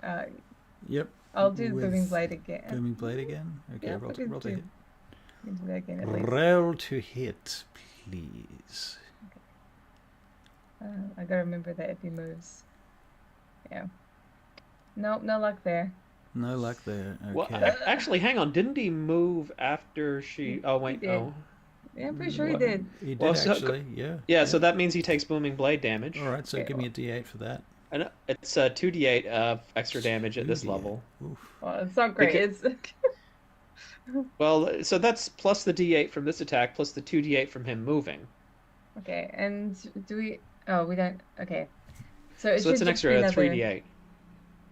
3d8. It's one for the 2d8 for the movement that we didn't damage him for, Okay, so and that would be 4 points.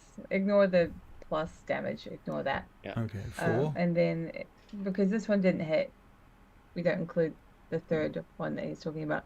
Right. Okay. Yeah. All right. So that is me. So 4 points of damage? Yeah. That's what you're saying? Okay. It's something. Yep. All right, very good. Tsornyl, you are no longer unconscious, but you are on the ground. Okay. Half my movement to stand up, Mm-hmm. and I am going to Eldritch Blast this creature. All right.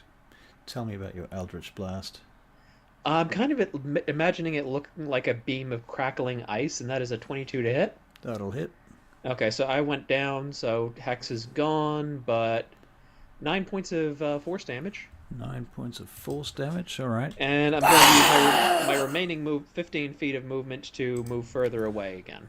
Very good. Knight, it's your turn. Okay. Am I close up to him still? Yep. Okay. So I will. I feel like he hasn't had his turn yet, has he? He's after you. Oh. Okay. I'm not gonna argue with that. That's for sure. I'm gonna. Yeah. I'll just use that other trait now. Might as well. Just need to find it. Explains curse. So bonus action, one creature you can see within 30 feet to curse it for 1 minute until the target. Blah blah blah blah.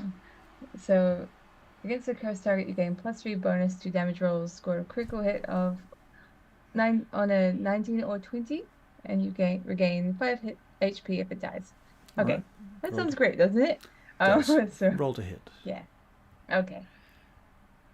So this is a +3 to hit. So it should be 20. That's a 20. That hits. And did I say that was to damage as well? This is very new to me. I'm so sorry. Explains curse. Oh wait. Okay, to damage. Oh, sorry. It would be 17, and then +3 on the damage. 17 still hits. Yeah. Cool. So is it onto the very end after we've calculated everything? Let me pull up. I can't even look up Nightlight. That's sheet. Nightlight. Yeah. Do apologize, but this is the second time I've played this, and I've never used this skill before. Okay, hang on. Let me look it up. It's very cool. So what does it do? Okay, so it adds your charisma modifier to any hit. Oh, if it, yeah. Oh, no, hang on. You gain proficiency bonus damage, so you get +3 damage Okay, to any hit. Because I'm using booming blade. Yeah. So it just adds a flat +3 damage on Okay. your. Okay. Alright, sweet. Does it do the booming blade damage too? Yeah, it So- does the booming blade damage as well. So let's roll the damage. So it's 18 + 3. In that So case. 21 damage. 21. Yep, 21 damage. Okay. I I think as you yep. Oh. No. If he's on his deathbed, I'm not gonna use my bardic inspiration. Are you sure you don't want to use it? You've got the oh, he's almost about to die. Yeah. So your booming blade destroys him basically as you attack him there. He swoops towards you and you just cut him in half, and there's this that echoes through the room. You notice that the chamber has become somewhat unstable and bits of ice have begun to fall. Further down you can see the glow of the portal. All right. Is there like a hole, or is this? It's like a set of stairs that wind down to the right-hand side. There's another chamber down there, and you can see the glow coming from the portal around the corner.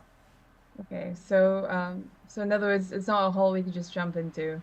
Well, not that you can't quite see it yet. Okay, sweet. I'll run over to Tsornyl and Yeah, Tsornyl I think take his basically I arm. think I just start running as well. Yes, Okay. come on, we got to get going. Right, can I get Yeah. dexterity saving throws as you go diving for the portal? 20. 13. 13. I feel obligated to do some damage to you for a 13.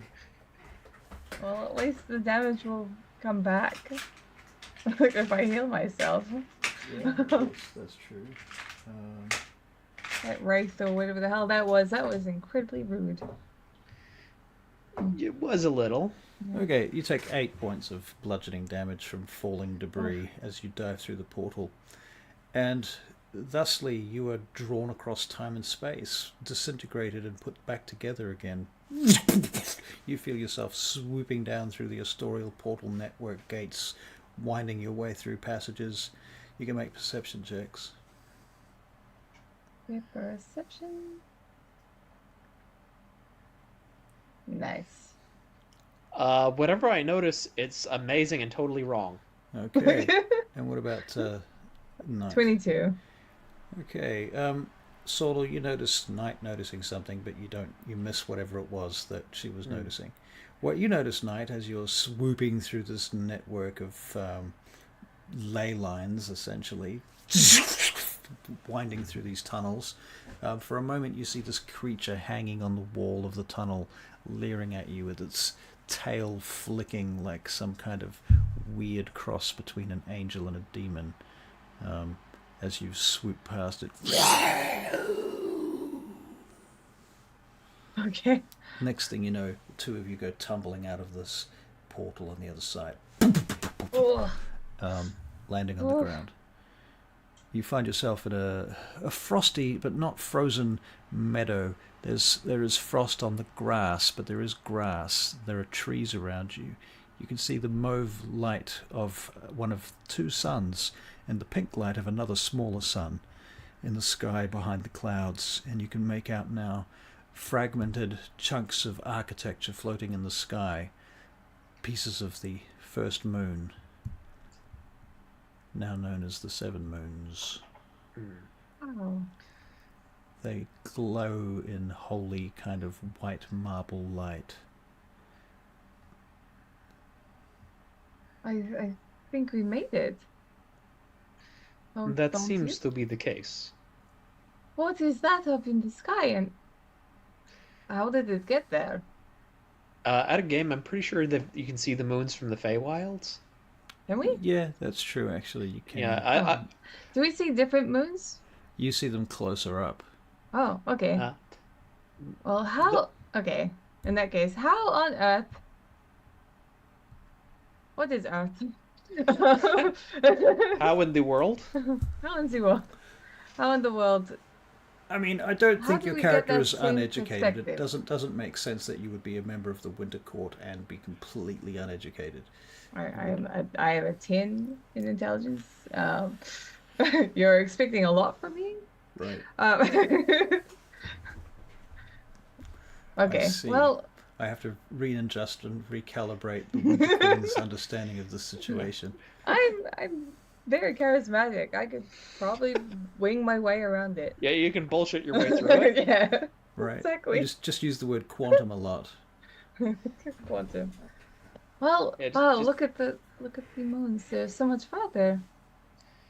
I suppose perhaps the Feywild is closer to the moons somehow?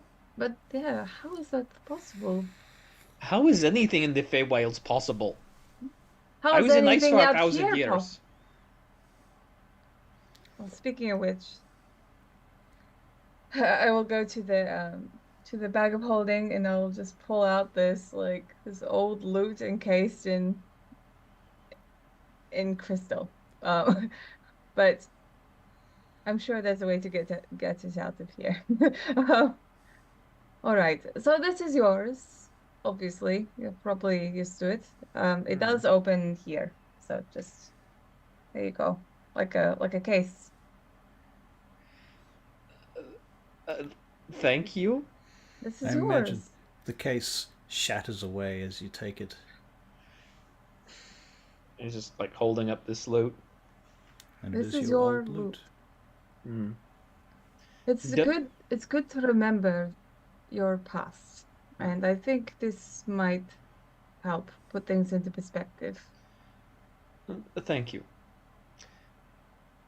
And at a game, the loot looks the same as before? Yeah. Okay. I was thinking about whether or not the strings had either broken or become highly untuned. I imagine Knight being a bard probably would have just taken the strings off. I mean, I kind of imagine Right. The like strings are in a if they were box. organic, if they were made of organic material, like wood lasts, but other stuff doesn't. Not for 1,000 years. So the I strings don't- are probably just gone. Right. It's been a long time. Don't expect it to be in the shape that you remember it. This loot is thousands of years old. I'm amazed it is still in one piece. I did look after it. I appreciate that. And what will you do now? Well, I I want to live out the favor that I asked of the Winter Queen. Very well. And get myself a big hat. That's what I want. And he just kind of like shakes his head like, Faye, do you know where you will go? No, but that's part of the excitement of it all. I could be anyone. Very well. You literally could be anyone. I could fit into society quite well. And it's just like he's just looking at I'm just looking at her like, you didn't realize why the moons were smaller? Are you sure about that? One day I'll get the hang of it. Look, I have a long time. I can learn. Oh, very well. Perhaps shall meet again someday. Can I get a perception check, please? That's all 20. 15. Oh, well, Knight, you've already noticed it, and now Tsornyl, you notice it too. The sound of people approaching along a road down the hill from where you are. You can barely make them out in the distance at this point. In fact, there seems to be one person, a lone traveller. Do you want to take this one, or shall I? Perhaps you should observe people for a while, but I do not trust that the Feywilds has properly prepared you to blend in. I at least have spoken to people from this world's surface before. Right. And But- I will... Oh, do I at least look like I fit in, or should I be the Knight Zareth? I believe that my appearance will be strange enough. Perhaps you should... Have you ever seen a human before? Out of game, have I seen a human before? Yeah, I think so. Okay, right. They have their ears. The ears are a lot Yeah. smaller. Yeah, round. and I think I imagine just her transforming and Tsornyl just kind of coaching her a bit, like, no, they do not have you can't have that eye color. Humans don't have that eye color, and But that no, eye color is very pretty. Oh, Can I get a one of those not Fine. initiative checks? God, 7. 5. Oh dear, 7 for at night. Okay. Yeah. As you're watching up ahead, you see this individual is suddenly set upon by bandits that come out from the side of the road. I believe we should help him. By the way, have we had a chance for a short rest in this time? You've had time for a long rest. Okay, long rest. Okay, cool. I think that helps. That helps both of us. Yeah, When you come out of the portal, I'm not gonna lie. you realize that you've spent like an infinite amount of time and no time at all. Right. Okay. Well, basically, it's just I wanted to make sure that Knight was at full health and her, health reduction had. I'm Wow. still level 1. Yeah, I at would least- honestly, I would be okay matching with you, even with the reduction. Yeah. All right, so right, so this thing has started. So the first bandit is attacking this old man who's wandering down the road alone, and that bandit has a scimitar. Who he swings at it, he misses. The old man, funnily enough, produces a flame from nowhere, and throws it at one of the bandits, which perhaps surprises you. Can I just interject? If this This is who is I think it is, Mm-hmm. despite the player's appearance, he was not an old man. He was specifically a young man. See, Yeah, he made a point of that quite regularly.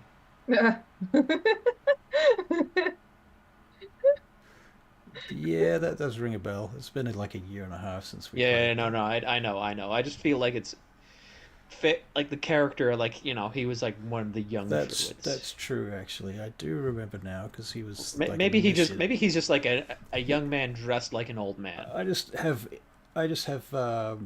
Edwin's face burnt into Yeah, my right.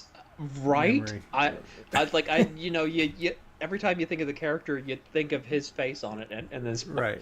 maybe it's just his hair is just white. Right. And, Makes sense. He looks like an old man from a distance. yeah, There you go. Okay. and he In any dresses case- like an old man. So, in any case, he produces some flame and throws it at one of the bandits. Okay, so he does. He actually kills one of the bandits Wow. with produced flame. Oh no, not quite. He severely injures him. That bandit attacks him back. You guys rolled initiative and you guys came so last. Yeah, I mean, Well, I think it's just we're just so far away. Yeah, that makes sense. it's for the best as well. That way we get to see Yeah. some badass NPCs attacking other NPCs. All right, so bandit is attacking the druid. He is a druid. He misses. The next bandit is attacking the druid. He misses. The next bandit is attacking the druid. He fucking Just this druid is just really good at dodging. actually that hit. Yeah, so Cursed it. one of the scimitar attacks hits the druid. So Really, he's- at 12? Because Urkon always carried a shield. well, I'm using the druid stat block, not Urakan's character sheet, so Okay, now fair enough. I don't have time for that shit. Now fair enough. I'm just saying.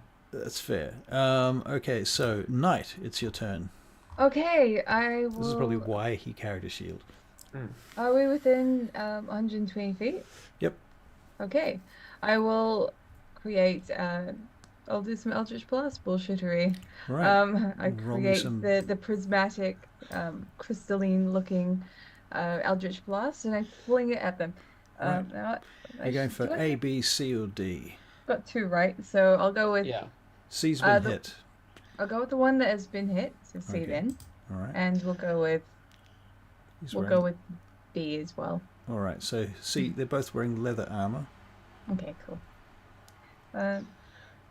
Okay, so first one is a natural 20. Okay. Very Nice. nice. Okay. I don't know if there's No, much it's point in nice. rolling damage for him Oh. because he's already quite injured.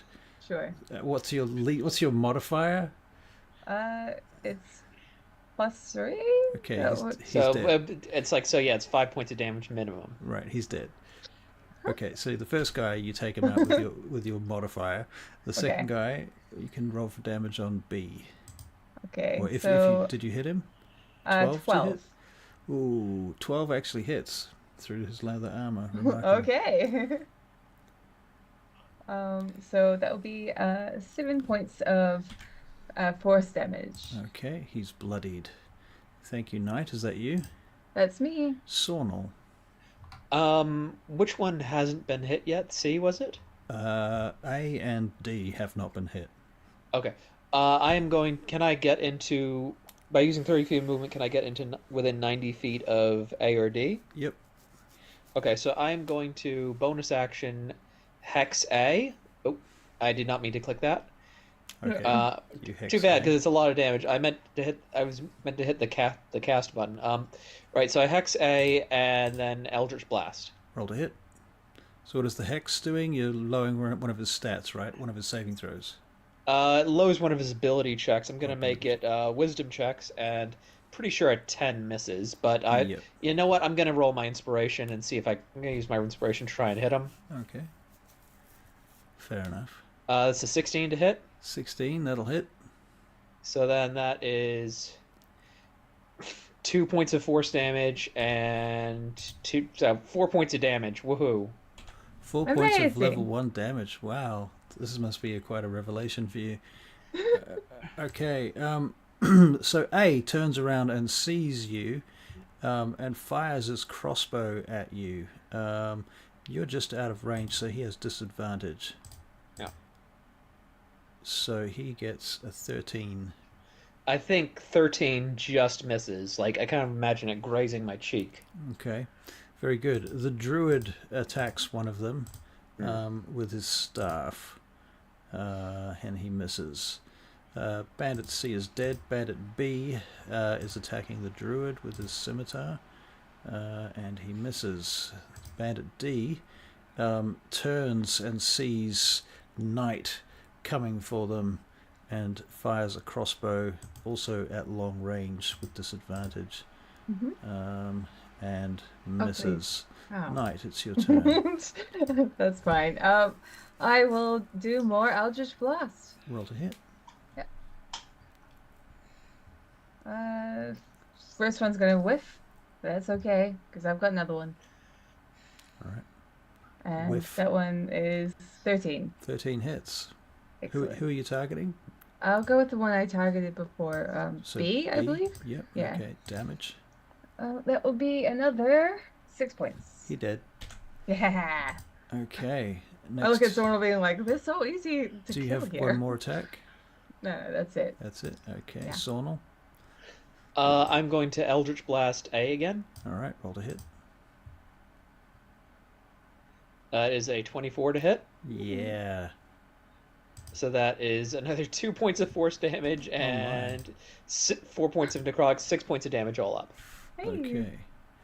All right. He is very injured. Yeah, I don't add Charisma mod to Eldritch Blast at this level, so it's a bit... Oh no. Okay, so A is going to disengage and try and run. He's used his action to disengage, so he can't. So he's got probably 30 dash. feet. Yes, he's got 30 feet, so he moves 30 feet to the side. The druid tries to make a. You know what? The druid casts Entangle on him and captures him with his entangling business. Does he get a save? I guess he does. This be a dex save, I imagine. Yeah. He fails it with a natural 1, so he's entangled. Okay, so Does that one is mean not- he's restrained? A is restrained. He can't go anywhere. Okay. All right. So the druid's had his move. C is dead. B is dead. D reloads his light crossbow and fires it at Knight. Disadvantage. That is an 11. No. Knight, it's your turn. All right. Well, okay. So I killed B. So I'll attack. I'll attack the one with the crossbow. Just both of them. All right. Yeah. Send that Eldritch Blast at him. Yes. So Did I say something? A or D first. Oh, okay. It's gonna be D. D first. All right. Roll to hit. Yeah. Nope. Nope. And the second one should hit. Hopefully. So 17? 17, and that one's at A. Is that right? That was D. Also D. Okay. Okay. So damage. That will be 7 points. 7 points of damage. Okay. He's bloodied. Got anything else, Knight? I mean, Not that you Fuck want to it. waste right now. Oh yeah.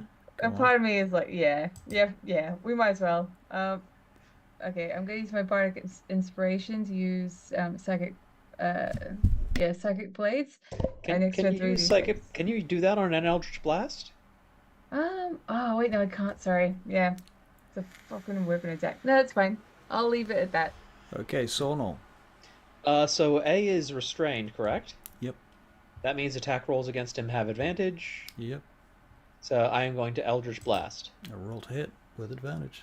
Dirty 20. That hits. Amazing. Oh, 9 points of damage. Finally got a decent roll on Eldritch Yeah. Blast. And so 13 points of damage. How do you kill him? I think I just He's kind of... restrained. Yep.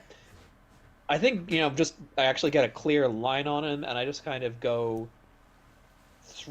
He's running away, so I kind of imagine I go... Just kind of pierces his chest and goes through his heart. Very good. You blast him and he collapses to the ground, bloodied and frozen and all sorts of eldritched. Yeah. All right. Delicious. The druid turns. He is healing himself at present, whilst Yep. Bandit D is going to take another crossbow shot at Knight. This time he loads a special crossbow bolt. Oh, special. Yes. Please. Does 14 hit? No. Okay. You see this magical energy crackle overhead as it arcs past you and misses you. Whiff. It's your turn, Knight. I'm gonna turn to look at him like, oh, you made a mistake. I'll just blast. Yeah. Okay. Roll to hit. They're both for him. Okay, well, the first one's gonna miss. But the second one is also gonna miss. Did he make And a it's mistake? not for someone else is gonna kill you, but the idea was there. Right. It was the thought that counted. Right. Yeah. Tsornyl. Bonus action, move my hex to him, and Eldritch Blast. All right. Come on, you can do this. Miss. Oof. Oof. Okay. This guy's so dexterous. Right. He's going. I am for not. it. You're used to using magic. I'm not. This is literally the first time I've ever used this magic. Well, he's done Wow. wonderfully.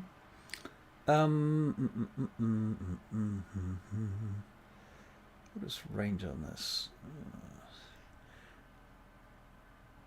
Okay, so the druid casts Thunderwave, 15-foot cube, which is just enough to get this guy. Is he in range? He is in range of it. Okay. So he has to make a con save.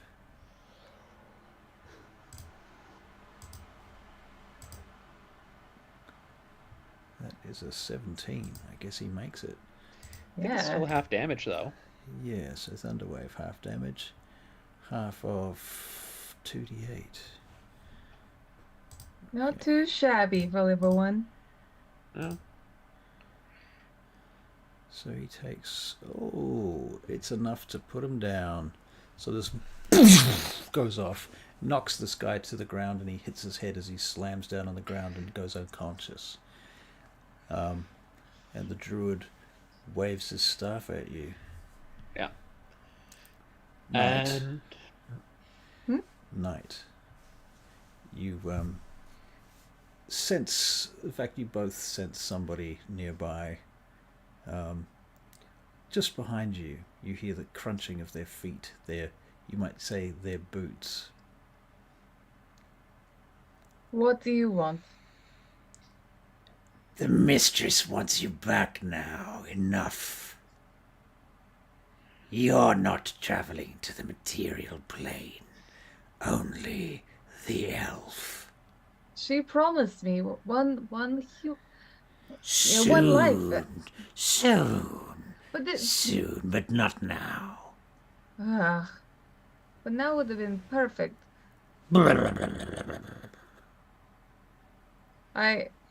In my brain, I'm like, I want to punt this little guy. But I stopped myself. Right. Fine, I will go back. I'll give you an inspiration for stopping yourself, though. Yes, not that's gonna do much. I can't use it. Right. But you know, I might as well use it now. Okay, so, actually, I don't even know if I can use it. Pretty much, I'm gonna say a few things to Tsornyl. Boots. Oh, boots? No, to Boots first. Okay. Boots, I've always thought you were a little shit. I'm not sure if I'll ever get the opportunity to see you again. I probably will, unfortunately, but it is. I'll see you in your nightmares. Anyway, it'll be far too soon if I see you. But basically, Knight's gonna ramble on for a minute, and then I'll expect him to make a wisdom saving throw. Oof. And while Wisdom she's doing that, I'm approaching the druid. Okay, so that's a 5 on his wisdom save. Excellent. So he is. I'm gonna make him afraid of Tsornyl for 1 hour. Okay. Have fun with that, and I go into the portal. All right, so you step out. And Tsornyl, this is the moment that you meet Urakan from the Sunfall campaign, and this is how we tie all of our threads together at long last. Yeah. So, it is done. The Tsornyl prequels are over. Ta-da! Just like that. Do you feel satisfied? I mean, I would have liked to get the epilogue we talked about, but I am satisfied. The epilogue that we talked about. God damn it. What was that? I kind of... Well, we talked about, like, flashing back to the present day. Oh. That's another story. Oh, Fine. do you think Tsornyl would have had a chance that accidentally smash open? Surely there would have been enough damage dealt to you throughout your game that her knight's trinket would have smashed. At some point. Surely. I think it probably... You know what? You know when I think it smashed, Russ? When? The sphincter. the sphincter gate. Right. Yeah.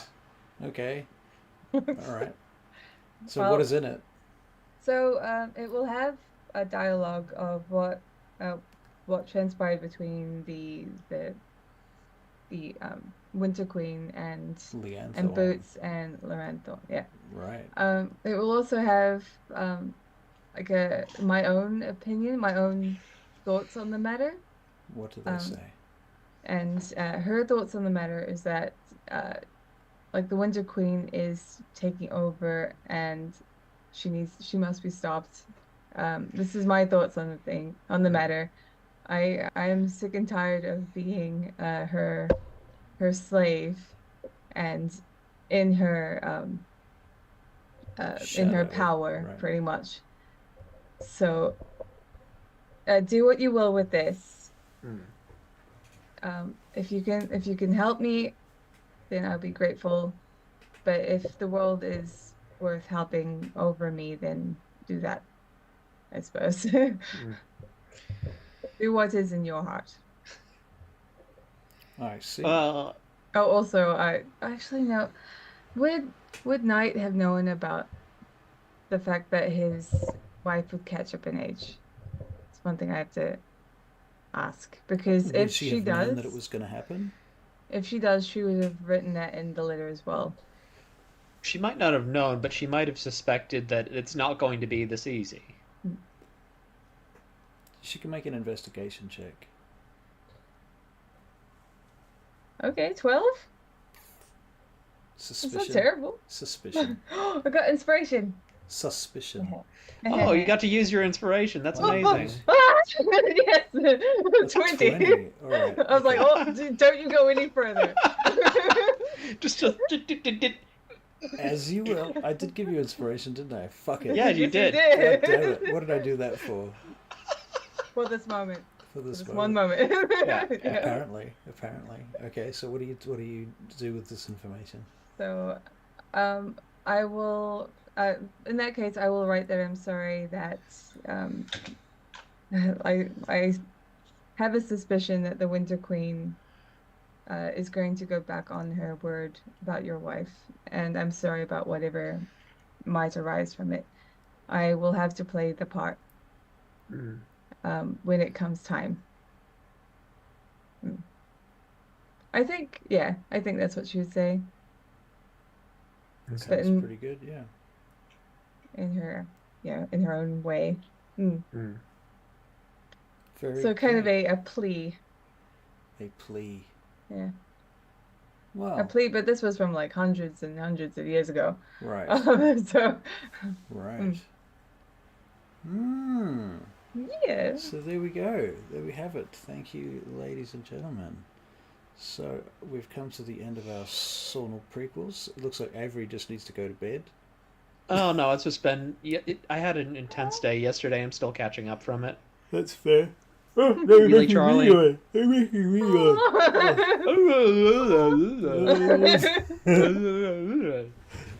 Thank you, guys. It's really bringing up the tone of my role-playing stream. Yeah. Oh, Yeah. anytime. Not that I anytime. don't. Not that I need help with my. Yeah. Oh, I'm gonna miss playing Boots for a while. You never. You Played. could always turn into Boots and pretend to be Boots if you felt like it, just to fuck with Okay. Tsornyl. I can see that happening. All right, we're going to raid somebody, ladies and gentlemen. Yeah. So let's have a look. Who's on The Crazy Willie's on. Who? The Crazy Willie. The Yeah. Crazy Willie. That just sounds wrong. Robert Hartley GM is on. The Crazy Willie, he was a fan of ours. He even made like tokens for us at Oh one point. wow. Yeah. Like Yeah, we can go there with we can raid with our 3 Watt viewers. I just clicked on Robert Hartley though. Ah. I think we're gonna have to do that one. Okay, so Robert Hartley it is. We're rating in 8 seconds with all 3 of our viewers. Yep, we're gonna make a major dent in Oh his no, 4 viewers. 4 viewers. 4 viewers. Let's go. Boop, Yeah. boop, boop, boop. All right, off we go to Robert Hartley GM. Bye. See you guys. Thanks for watching. Check out the doobly-doo. Like and subscribe and all the things, follows and blah. Find us on YouTube. Find us on Discord. We love your work. Goodbye. And we are ending the stream. Ta-da.